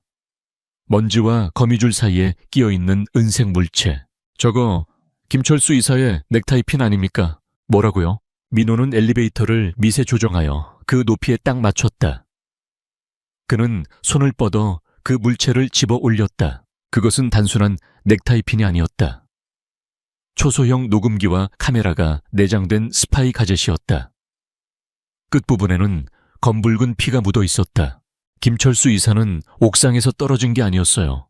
여기서 이 58층 승강로 점검구에서 살해당한 겁니다. 그리고 범인이 시체를 옥상으로 옮겨서 떨어뜨린 거죠. 민호가 떨리는 손으로 기기의 재생 버튼을 눌렀다. 치직, 치지직. 작은 스피커에서 노이즈와 함께 둔탁한 타격음, 그리고 익숙한 목소리가 흘러나왔다. 제발. 회장님, 살려주십시오. 시키는 대로 다 했지 않습니까? 철수야, 너는 너무 많이 알았어. 그리고 숫자를 가지고 장난을 쳤더구나. 내 돈을 떼먹고 무사할 줄 알았나? 아닙니다. 그건 비자금 보호를 위해. 됐어. 넌 이제 해고야. 인생에서 해고. 퍽. 으악! 처리해. 그리고 옥상으로 가져가서 던져. 유서는 내가 미리 써뒀으니 주머니에 넣어두고. 녹음은 거기서 끝났다. 지원의 눈에서 불꽃이 일었다. 이게 결정적인 증거예요. 박태산의 육성이 담긴 살인 증거. 장부만으로는 경제사범으로 몇 년 살다 나오겠지만 이 녹음 파일이 있으면 살인죄 추가입니다. 무기징역 아니 사형까지도 가능해요. 민호는 넥타이핀을 소중하게 주머니에 넣었다. 이제 우리는 단순한 도망자가 아닙니다. 심판자입니다. 엘리베이터가 52구층에 도착했다. 문이 열리기 전 민호와 지원은 서로를 바라보았다. 땀과 피기름으로 범벅이 된 얼굴들이었지만 그 어느 때보다 빛나고 있었다. 준비됐습니까, 파트너? 지원이 탄창을 확인하며 물었다. 언제든지요. 이번 감사는 적정 의견이 아니라 의견 거절로 끝내주죠. 타이탄그룹 상장 폐지시킬 준비됐습니다. 민호는 노트북을 닫고 가방끈을 조였다. 이제 마지막 층 60층만이 남았다. 그곳에는 모든 악의 근원인 박태산이 그들을 기다리고 있었다. 59층의 공기는 무거웠다. 아래층에서 느껴지던 화약 냄새나 먼지 냄새와는 질적으로 달랐다. 그곳은 마치 심해처럼 고요하고 차가웠으며 비릿한 금속성 냄새가 감돌고 있었다.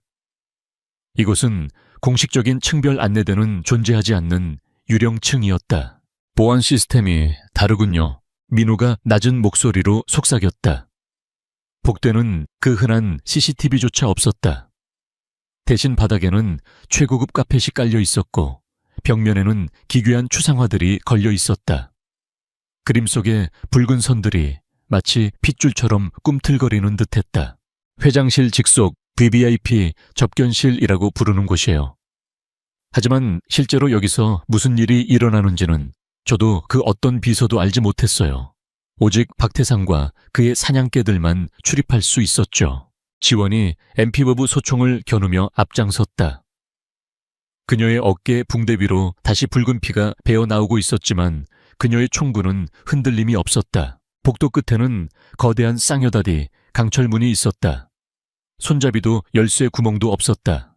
오직 홍채 인식 스캐너만이 푸른 빛을 내뿜고 있었다. 홍채 인식이네요. 이건 해킹으로 뚫으려면 시간이 꽤 걸릴 텐데.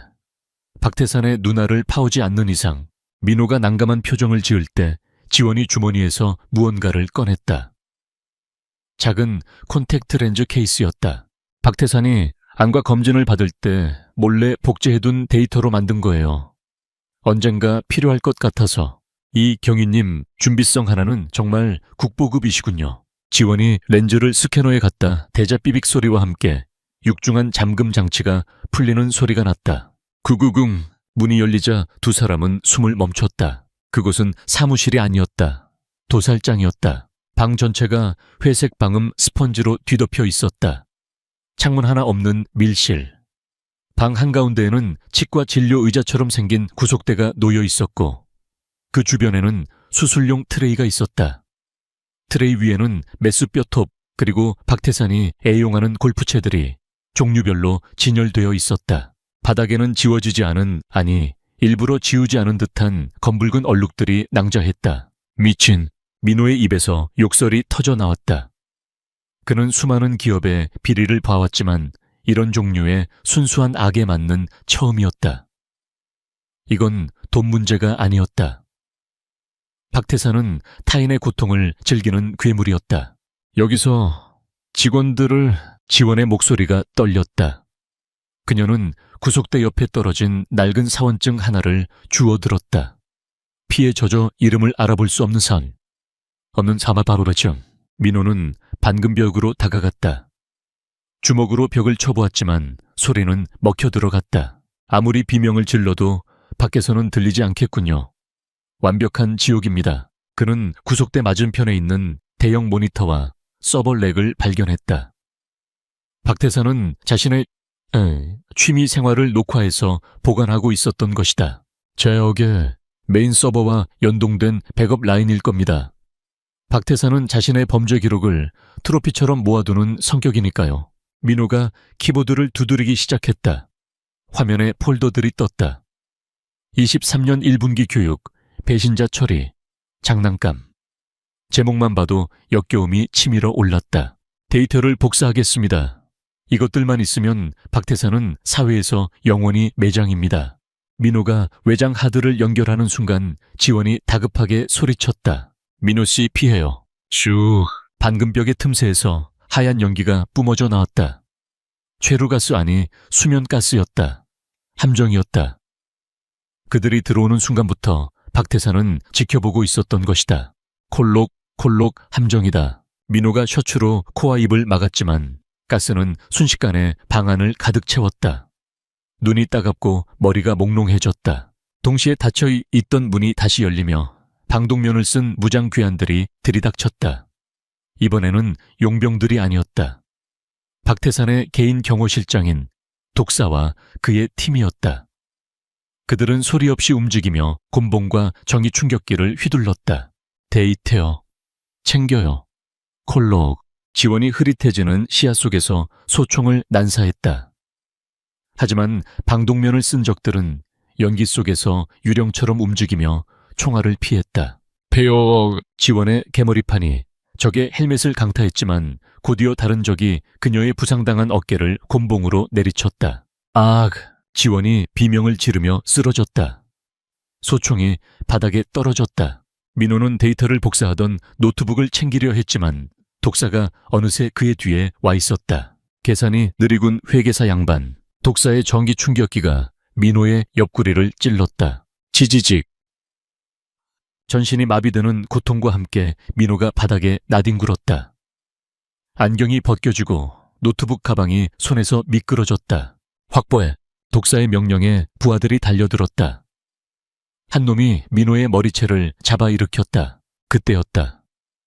쓰러져 있던 지원이 마지막 힘을 짜내어 발목에 숨겨두었던 보조 권총 리볼버를 꺼내 들었다. 당당. 민호를 잡고 있던 놈의 허벅지와 독사의 어깨에 총알이 박혔다. 지금이야 도망쳐 강민호. 지원이 소리쳤다. 그녀는 민호를 향해 달려드는 적에 다리를 걸어 넘어뜨리고 몸을 던져 민호가 탈출할 수 있는 틈을 만들었다. 안 돼, 같이 가야. 가라고 내가 잡히면 다 끝이야. 데이터를 가지고 나가서 세상에 알려. 그게 나를 살리는 길이야. 지원은 달려드는 3명의 적과 뒤엉켰다. 그녀는 이미 한계였다. 어깨에 상처가 터져 피가 뿜어져 나왔지만 그녀는 야수처럼 싸웠다. 오직 민호를 보내기 위해서. 민호는 찢어지는 가슴을 부여잡고 기어갔다. 방 구석에 있는 작은 환기용 쪽문. 그곳만이 유일한 탈출구였다. 반드시 돌아올게. 민호가 쪽문으로 몸을 던지는 순간 뒤에서 둔탁한 타격음과 함께 지원의 신음소리가 들렸다. 그리고 그녀의 목소리가 끊겼다. 계집은 산채로 데려간다. 회장님이 직접 처리하신다. 독사의 목소리가 들렸다. 민호는 어두운 배관 통로로 미끄러져 내려갔다. 눈물이 뺨을 타고 흘러내렸다. 공포 때문이 아니었다. 무력감 그리고 분노 때문이었다. 자신이 사랑하는, 아니 동료 이상의 여자가 짐승들의 소굴에 남겨졌다. 그는 배관 통로 중간에 멈춰 섰다. 이곳은 58층과 59층 사이의 설비 공간이었다. 노트북은 빼앗겼다.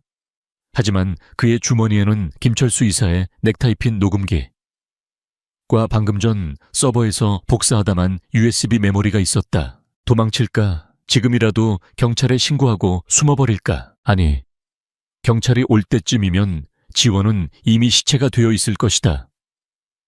박태산은 증거를 인멸하는데 도 같은 인간이다. 법정이 지금 이 순간 그딴 건 아무런 도움이 되지 않는다. 민호는 눈물을 닦아내고 깨진 안경을 고쳤었다. 그의 눈빛이 변했다. 더 이상 겁에 질린 회계사의 눈이 아니었다. 차갑게 가라앉은 숫자의 오차를 절대 용납하지 않는 냉철한 감시자의 눈이었다. 박태산, 넌 계산 착오를 범했어. 민호는 주위를 둘러보았다. 설비 공간에는 건물의 전력을 공급하는 고압 케이블 뭉치들이 지나가고 있었다. 그리고 소방용 도끼 절연 장갑 공구함. 그는 공구함을 열었다. 펜치 드라이버, 그리고 공업용 커터, 내가 보여주지. 넥타이 맨 새님들이 얼마나 무서운지. 민호는 자신의 찢어진 셔츠를 찢어 팔에 감았다. 그리고 소방도끼를 집어들었다. 묵직했다. 그는 USB 메모리를 입에 물었다. 이제 목적지는 하나였다. 60층 펜트하우스. 그는 배관을 타고 위로 올라가기 시작했다. 손톱이 깨지고 무릎이 까졌지만 고통은 느껴지지 않았다. 그의 머릿속에는 오직 하나의 방정식만이 존재했다. 박태산 플러스 죽음, 이지원의 생존. 60층 펜트하우스. 통유리 너머로 서울의 야경이 화려하게 펼쳐져 있었다. 하지만 실내의 풍경은 처참했다. 박태산은 소파에 앉아 최고급 위스키를 흔들고 있었다. 그의 앞바닥에는 이지원이 무릎 꿇려져 있었다. 그녀의 얼굴은 멍투성이었고 입가는 터져 피가 흐르고 있었다. 양손은 뒤로 묶여 있었다. 이 비서, 아니, 이 경이라고 했나. 박태산이 비릿하게 웃으며 다가왔다. 내 밑에서 3년을 일했어. 커피취의 취향도 넥타이취의 취향도 완벽하게 맞췄지. 그래서 난 자네를 꽤 아꼈어. 그런데 경찰 나부랭이였다니. 배신감이 크군. 지원은 고개를 들어 박태산을 노려보았다. 한쪽 눈이 부어서 잘 떠지지 않았지만 그 눈빛만은 형형하게 살아있었다. 당신을 체포하지 못한 게 내 천추의 한이야. 더러운 살인마. 체포, 하하하.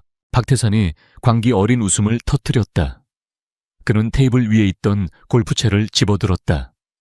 티타늄 드라이버. 배업은 멀고 주먹은 가깝다는 말 알지? 아니, 여기선 돈이 곧 법이야.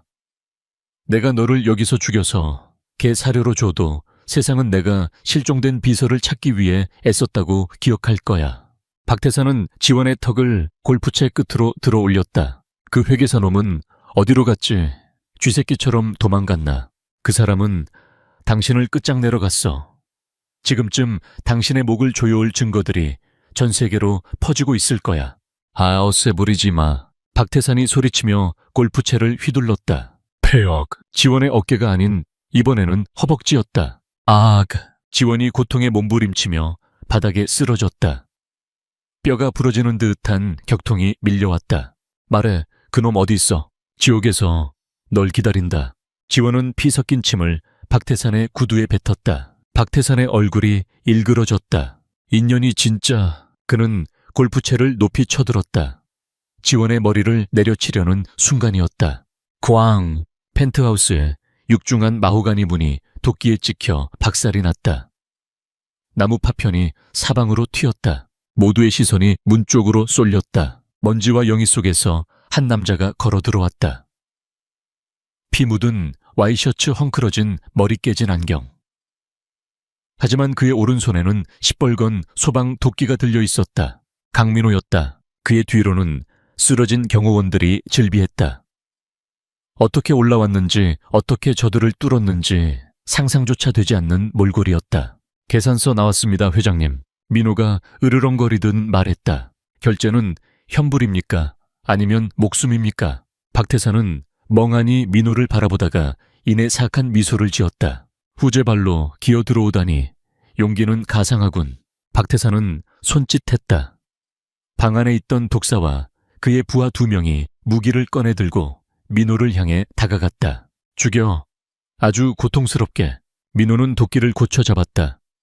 그의 시선은 바닥에 쓰러진 지원에게 잠시 머물렀다. 그녀가 살아있다. 그것만으로 충분했다. 지원씨 눈 감아요. 지금부터는 19금 액션이니까. 민호가 달려들었다. 회계사의 탈을 벗어던진 분노한 짐승의 돌진이었다. 마지막 싸움이 시작되었다. 펜트하우스의 거실은 순식간에 피비린내 나는 콜로세움으로 변했다. 강민호가 휘두른 소방도끼가 허공을 가르는 소리는 마치 맹수의 포효처럼 묵직했다. 처리해 당장. 박태산의 고함에 독사의 부하 2명이 양쪽에서 민호를 향해 쇄도했다. 그들은 훈련받은 살인 기계들답게 민호의 빈틈을 정확히 노렸다. 왼쪽 놈은 3단봉으로 민호의 손목을, 오른쪽 놈은 나이프로 옆구리를 찔러 들어왔다. 민호의 눈동자가 빠르게 움직였다. 그는 싸움꾼은 아니었지만 수학자였다. 놈들의 속도거리, 그리고 자신의 도끼가 가진 무게와 회전 방향. 모든 것이 0.1초 만에 계산되었다. 변수 통제 불능, 강제 청산. 민호는 도끼를 휘두르던 반동을 역이용해 몸을 빙글 돌렸다. 도끼날이 왼쪽 놈의 3단봉과 충돌했다. 깡하는 굉음과 함께 3단봉이 휘어지며 놈의 손에서 튕겨나갔다. 그 충격으로 놈이 주춤하는 사이 민호는 멈추지 않고 오른쪽 놈을 향해 어깨를 들이밀었다. 퍽! 나이프가 민호의 팔뚝을 스치고 지나갔다. 살점이 찢어지는 고통이 전해졌지만 민호는 비명 대신 기합을 질렀다. 그는 그대로 몸을 날려 오른쪽 놈을 덮쳐 안고 뒤에 있는 대형 장식장으로 돌진했다. 와장창 수천만 원을 호가하는 크리스털 화병과 도자기들이 산산조각나며 바닥으로 쏟아졌다. 노문 등 뒤에 박힌 유리 조각들의 비명을 지르며 몸부림쳤다. 민호는 놈의 명치를 머리로 들이받고 떨어졌다. 하나, 청산 완료. 민호가 거친 숨을 몰아쉬며 일어났다. 피가 뚝뚝 떨어지는 도끼를 다시 고쳐 잡았다. 하지만 숨 돌릴 틈도 없이 독사가 눈앞에 나타났다. 독사는 부하들과 달랐다. 그는 감정 없는 눈으로 민호의 움직임을 관찰하고 있었다. 회계사치고는 제법이군. 도구를 쓸 줄 알아. 독사가 들고 있는 것은 카람빗 나이프였다. 나처럼 휘어진 칼날이 뱀의 송곳니처럼 번들거렸다. 하지만 계산이 틀렸어.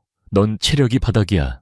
독사의 말이 끝나기가 무섭게 그의 신형이 흐릿해졌다.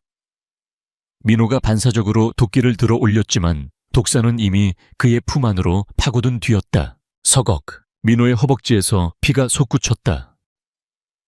민호가 휘청거렸다. 독사는 멈추지 않았다. 손목 어깨, 다시 허벅지. 그는 민호의 급소를 피해 근육과 인대만을 정교하게 베어냈다. 천천히 말려 죽이겠다는 의도였다. 민호는 도끼를 휘둘렀지만 허공만 가를 뿐이었다. 과다출혈로 시야가 점차 흐려지고 있었다. 다리에 힘이 풀려 무릎을 꿇었다. 도끼가 손에서 미끄러져 바닥에 떨어졌다. 끝이다. 독사가 민호의 목을 향해 카람빗을 치켜들었다. 그 순간 바닥에 쓰러져 있던 지원이 소리쳤다. 민호 스시 고개 숙여요. 민호는 본능적으로 머리를 바닥에 쳐박았다. 동시에 슉하는 소리와 함께 무언가가 날아와 독사의 얼굴을 강타했다. 셰짱그랑. 그것은 박태산이 마시던 크리스털 위스키 잔이었다. 지원이 남은 힘을 짜내어 던진 것이다. 독사가 얼굴에 박힌 유리 파편에 당황하며 뒤로 물러섰다. 이 인연이. 독사가 지원을 향해 분노의 눈길을 돌리는 찰나였다. 민호의 눈의 바닥에 널브러진 전선 하나가 들어왔다. 아까 장식장이 넘어지면서 뜯겨나온 조명용 전선이었다. 끝부분의 피복이 벗겨져 구리선이 노출되어 있었다. 전압이 20이 인체를 마비시키기에 충분해 민호는 마지막 힘을 다해 전선을 낚아챘다. 그리고 독사의 발목을 향해 몸을 날렸다. 지금이야. 감전감사 어디다. 민호가 전선에 노출된 부분을 독사의 발목에 찔러 넣었다. 찌지직. 깍. 독사의 몸이 뻣뻣하게 굳으며 경련을 일으켰다. 타는 냄새가 진동했다. 독사는 거품을 물고 뒤로 넘어지며 대리석 바닥에 머리를 세게 부딪혔다. 쿵소리와 함께 그가 축 늘어졌다. 전기세 많이 나오겠군. 민호는 바닥에 대자로 뻗었다. 손가락 하나 까딱할 힘이 없었다. 온몸이 난도질당해 피투성이었고 숨 쉴 때마다 갈비뼈가 욱신거렸다. 짝짝짝 느릿하고 오만한 박수 소리가 들려왔다. 박태산이었다. 그는 여전히 소파에 앉아 이 모든 광경을 유흥거리처럼 즐기고 있었다. 브라보, 정말 감동적인 투혼이야. 내 최고의 경호팀을 전멸시키다니. 연봉 협상을 다시 해야겠어. 박태산이 자리에서 일어났다. 그는 구석에 세워져 있던 골프백에서 가장 묵직한 것을 꺼냈다. 헤드 전체가 티타늄으로 특수 제작된 드라이버였다. 하지만 말이야, 강민호. 게임은 아직 안 끝났어. 보스 스테이지가 남았잖아. 박태산은 천천히 민호를 향해 걸어왔다. 그의 구두굽 소리가 사형 집행관의 발소리처럼 울렸다. 민호는 비틀거리며 일어섰다. 다리가 후들거렸지만 눈빛만은 죽지 않았다. 박태산, 내 놈의 장부는 이미 끝났어. 내가 USB에 다 담아왔으니까. 민호가 피 묻은 주머니를 툭 쳤다. 박태산의 표정이 일순간 굳어졌다. 그거 내놔. 좋게 말할 때. 싫은데 이건 내 퇴직금이라서 말이야. 민호가 비릿하게 웃었다. 박태산의 얼굴이 붉게 달아올랐다.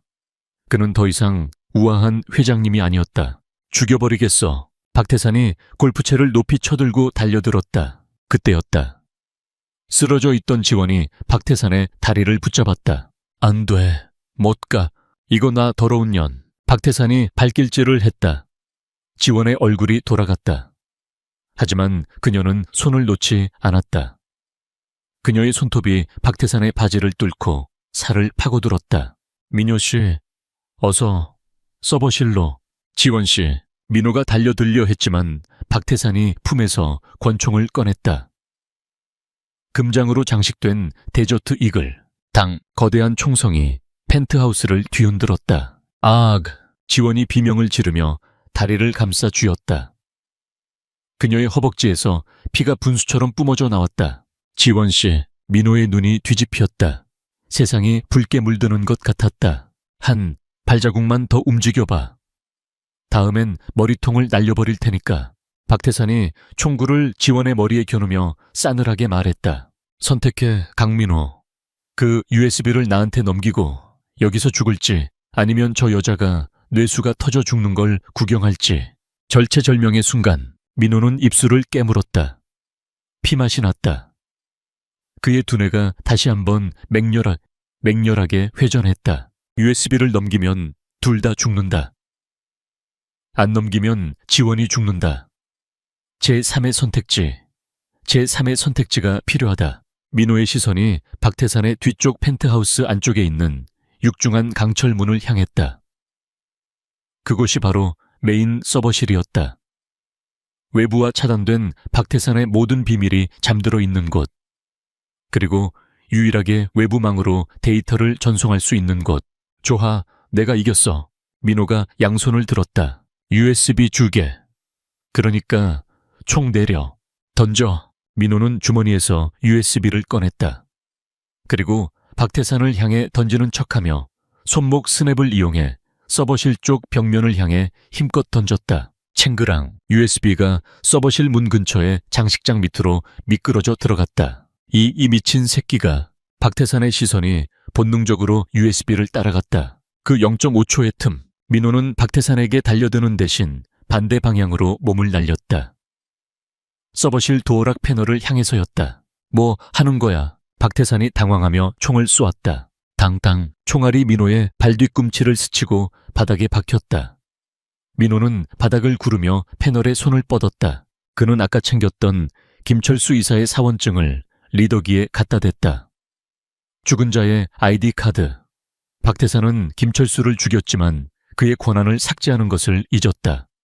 오만함의 대가였다. 삐리릭. 철컥. 육중한 서버실 문이 열렸다. 안 돼. 박태산이 소리쳤다. 민호는 열린 문틈으로 몸을 굴려 넣었다. 껐다. 그리고 안쪽에서 폐쇄 버튼을 눌렀다. 구구구궁. 문이 닫히려는 순간 박태산이 골프채를 문틈에 집어넣었다. 끼끼. 티타늄 골프채가 강철 문 사이에 끼어 문이 완전히 닫히지 않았다. 문틈은 약 20cm.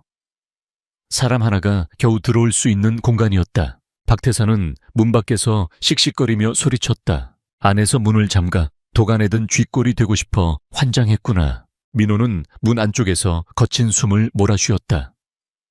이곳은 60층의 심장부 메인 서버실이었다.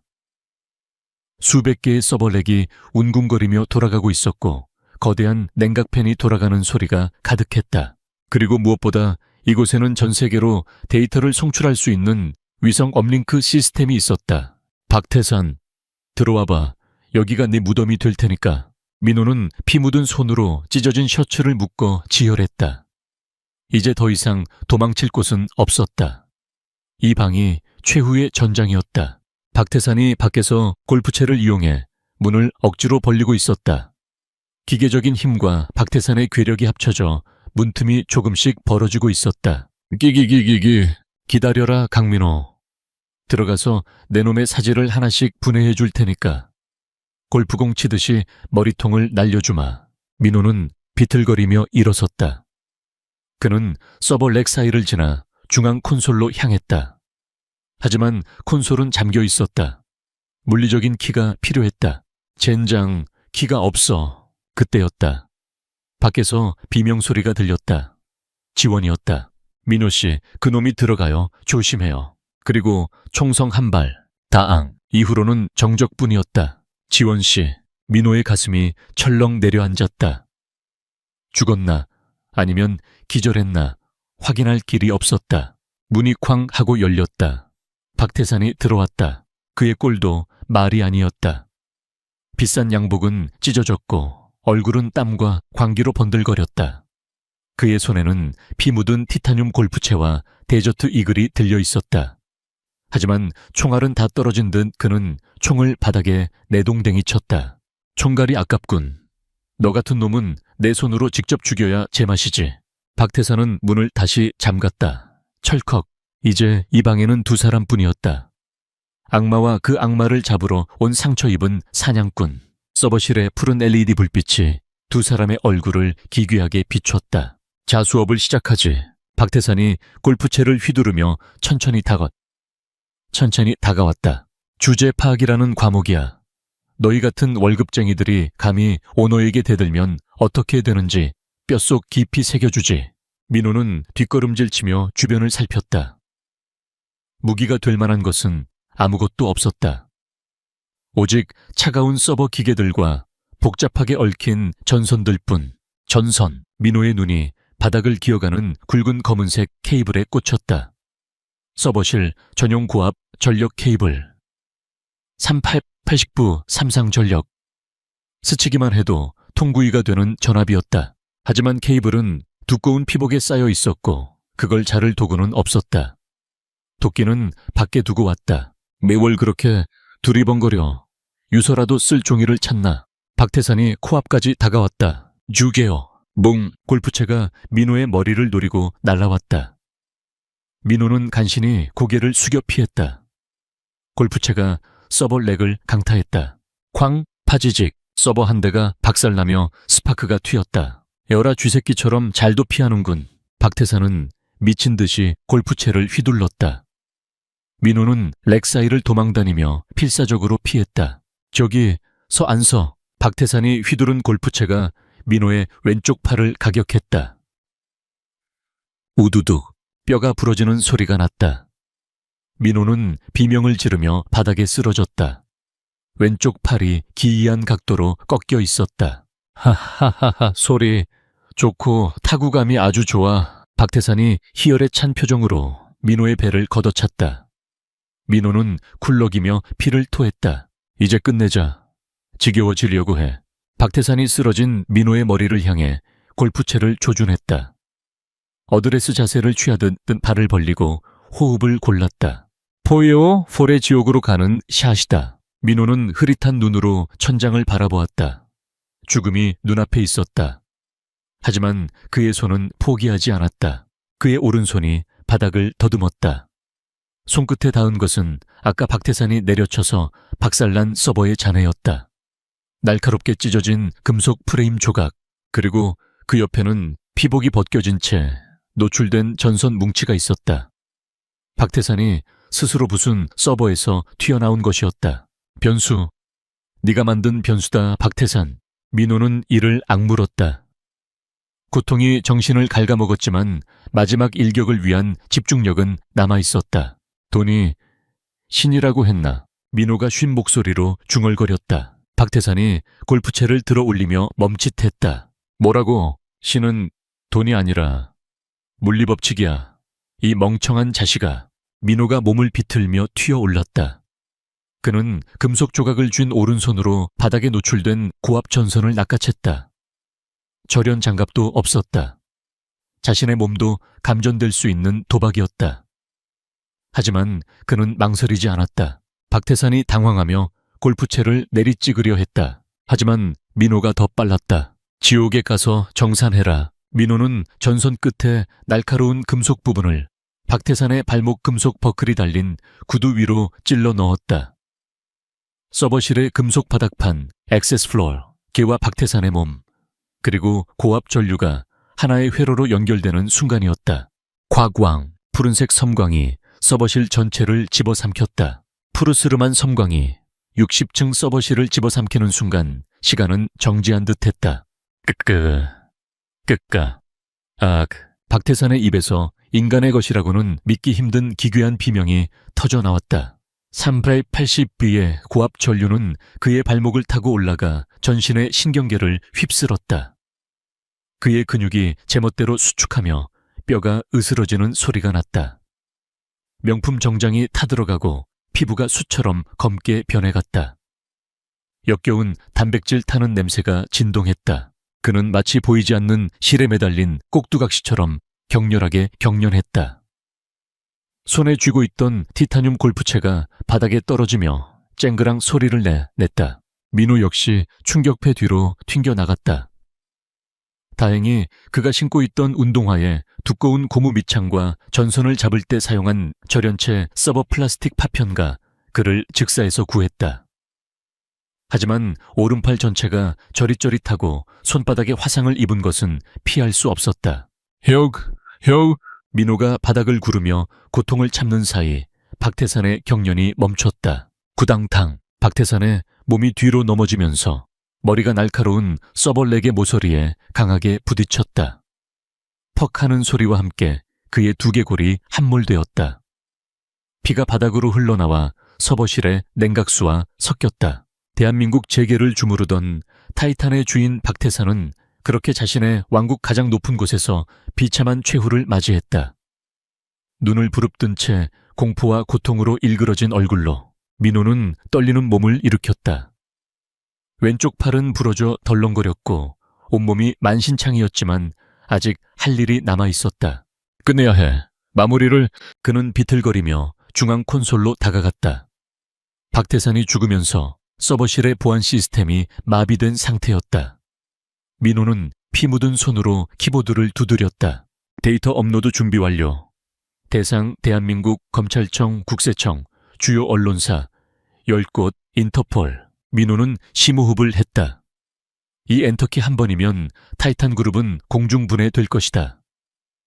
수만 명의 임직원이 혼란에 빠지겠지만 썩은 살은 도려내야 새살이 돋는 법이다. 잘 가라 타이탄. 태그. 전송. 시작. 10%, 50%, 100% 전송 완료. 화면에 Complete라는 글자가 뜨는 것을 확인한 민호는 그제야 다리에 힘이 풀려 주저앉았다. 하하, 진짜 해냈네. 그때 밖에서 희미한 사이렌 소리가 들려왔다. 한두 대가 아니었다. 수십 대의 경찰차와 소방차가 건물을 포위하고 있는 소리였다. 지원씨, 민호는 정신을 차리고 기어서 문으로 향했다. 문은 반쯤 열려 있었다. 그는 문을 밀고 밖으로 나갔다. 거실은 난장판이었다. 박태산이 쏜 총에 맞은 이지원은 소파 옆에 쓰러져 있었다. 바닥에 피가 흥건했다. 지원씨, 정신 차려요. 민호가 그녀에게 기어가 뺨을 두드렸다. 지원의 얼굴은 창백하다 못해 투명해 보였다. 그녀의 눈꺼풀이 파르르 떨렸다. 민효씨, 내 죄옵니다. 저예요. 박태산은 죽었습니다. 우리가 이겼어요. 지원은 힘겹게 눈을 떠 민호를 바라보았다. 그녀의 입가에 희미한 미소가 번졌다. 살아 있었네요. 다행이다. 당신 두고 혼자 죽을 리가 없잖아요.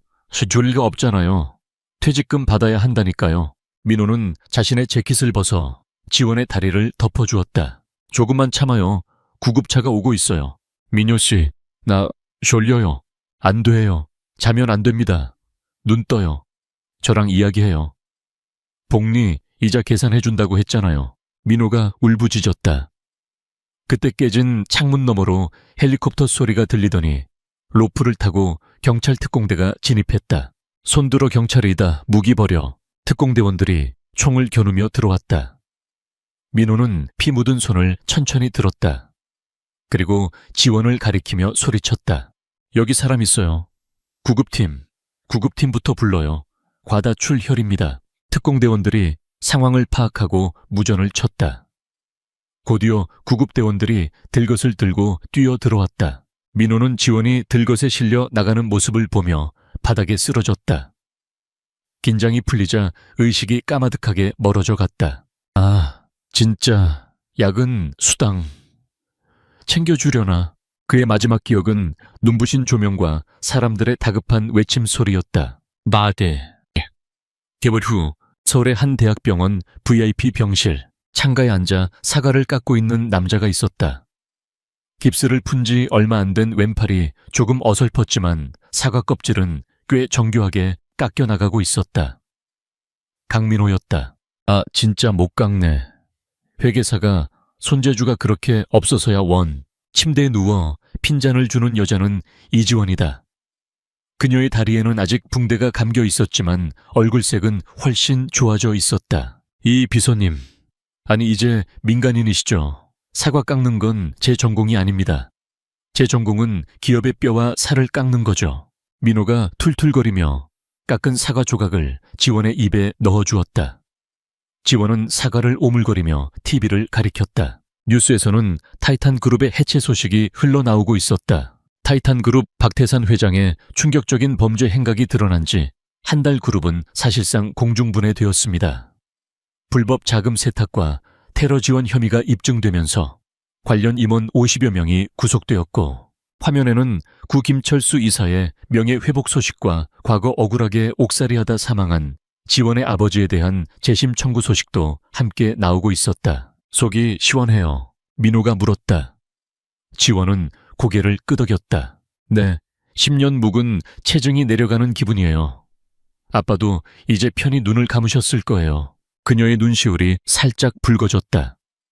민호는 티슈를 뽑아 그녀에게 건넸다.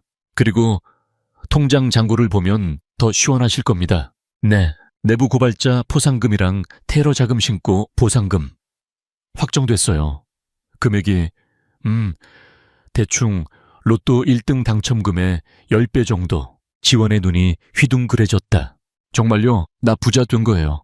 우리 둘 다요. 정확히는 50대 50으로 나누기로 했으니까. 민호는 침대 옆 서랍에서 서류 봉투를 꺼냈다. 자, 여기 포상금 수령 동의서랑 그리고 이건 또 다른 계약서입니다. 무세운 계약서요. 지원이 의심스러운 눈초리로 봉투를 열어보았다. 평생 파트너십 계약서. 갑강민호, 을 이지원. 내용 갑과 을은 상호 간의 신뢰와 애정을 바탕으로 평생을 함께하며 서로의 밥벌이와 정신건강을 책임진다. 위반 시 위약금은 마음으로 갚는다. 지원은 멍하니 서류를 보다가 빵 터졌다. 푸하하하, 이게 뭐예요? 프로포즈를 계약서로 하는 사람이 어디 있어요? 직업병이라니까요. 말로 하는 건 증거가 안 남잖아요. 서류로 남겨야 확실하죠. 민호의 얼굴이 사과처럼 빨개졌다. 그는 헛기침하며 안경을 고쳤었다. 그리고 제 계산에 따르면 우리가 함께 했을 때의 시너지가 혼자일 때보다 기하급수적으로 높습니다. 리스크 헤지 차원에서도 완벽한 조합이죠. 당신은 무력이 강하고 저는 지력이 강하니까. 지원은 웃음을 멈추고 민호를 지그시 바라보았다. 60층 빌딩에서 생사를 넘나들며 보았던 그 믿음직스러운 눈빛이 여전했다.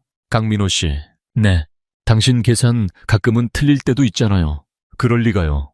전 천재 회계사인데 사랑은 숫자로 계산이 안 되니까요. 지원은 민호의 넥타이를 잡아당겨 그를 끌어당겼다. 민호가 당황할 틈도 없이 그녀의 입술이 그의 입술에 닿았다. 달콤한 사과 향이 났다. 짧지만 강렬한 입맞춤이 끝나고 지원이 속삭였다. 하지만 이번 계약은 승인할게요. 조건이 아주 마음에 들어서. 민호는 멍하니 있다가 활짝 웃었다. 지난 한 달간 보여준 적 없는 가장 환한 미소였다. 감사합니다, 고객님. 최고의 서비스로 모시겠습니다. 일단 사과부터 다시 예쁘게 깎아봐요. 여보, 넵 알겠습니다. 병실 창밖으로 따스한 햇살이 쏟아져 들어왔다. 죽음의 문턱을 넘은 두 사람의 앞날을 축복하듯이 그들의 전쟁은 끝났다. 하지만 그들의 사랑이라는 새로운 모험은 이제 막 시작되고 있었다. 숫자보다 뜨겁고 총알보다 강한 사랑의 모험이. 안녕하세요, 독자 여러분. 판을 뒤집다. 리버싱 더 타이드. 이 60층. 빌딩 위에서 펼쳐진 숨막히는 여정이 드디어 막을 내렸습니다. 긴박감 넘치는 액션과 두 주인공의 애틋한 로맨스를 함께 만들어갈 수 있어서 영광이었습니다. 강민호와 이지원의 행복한 결말이 여러분께 즐거움과 카타르시스를 선사했기를 바랍니다.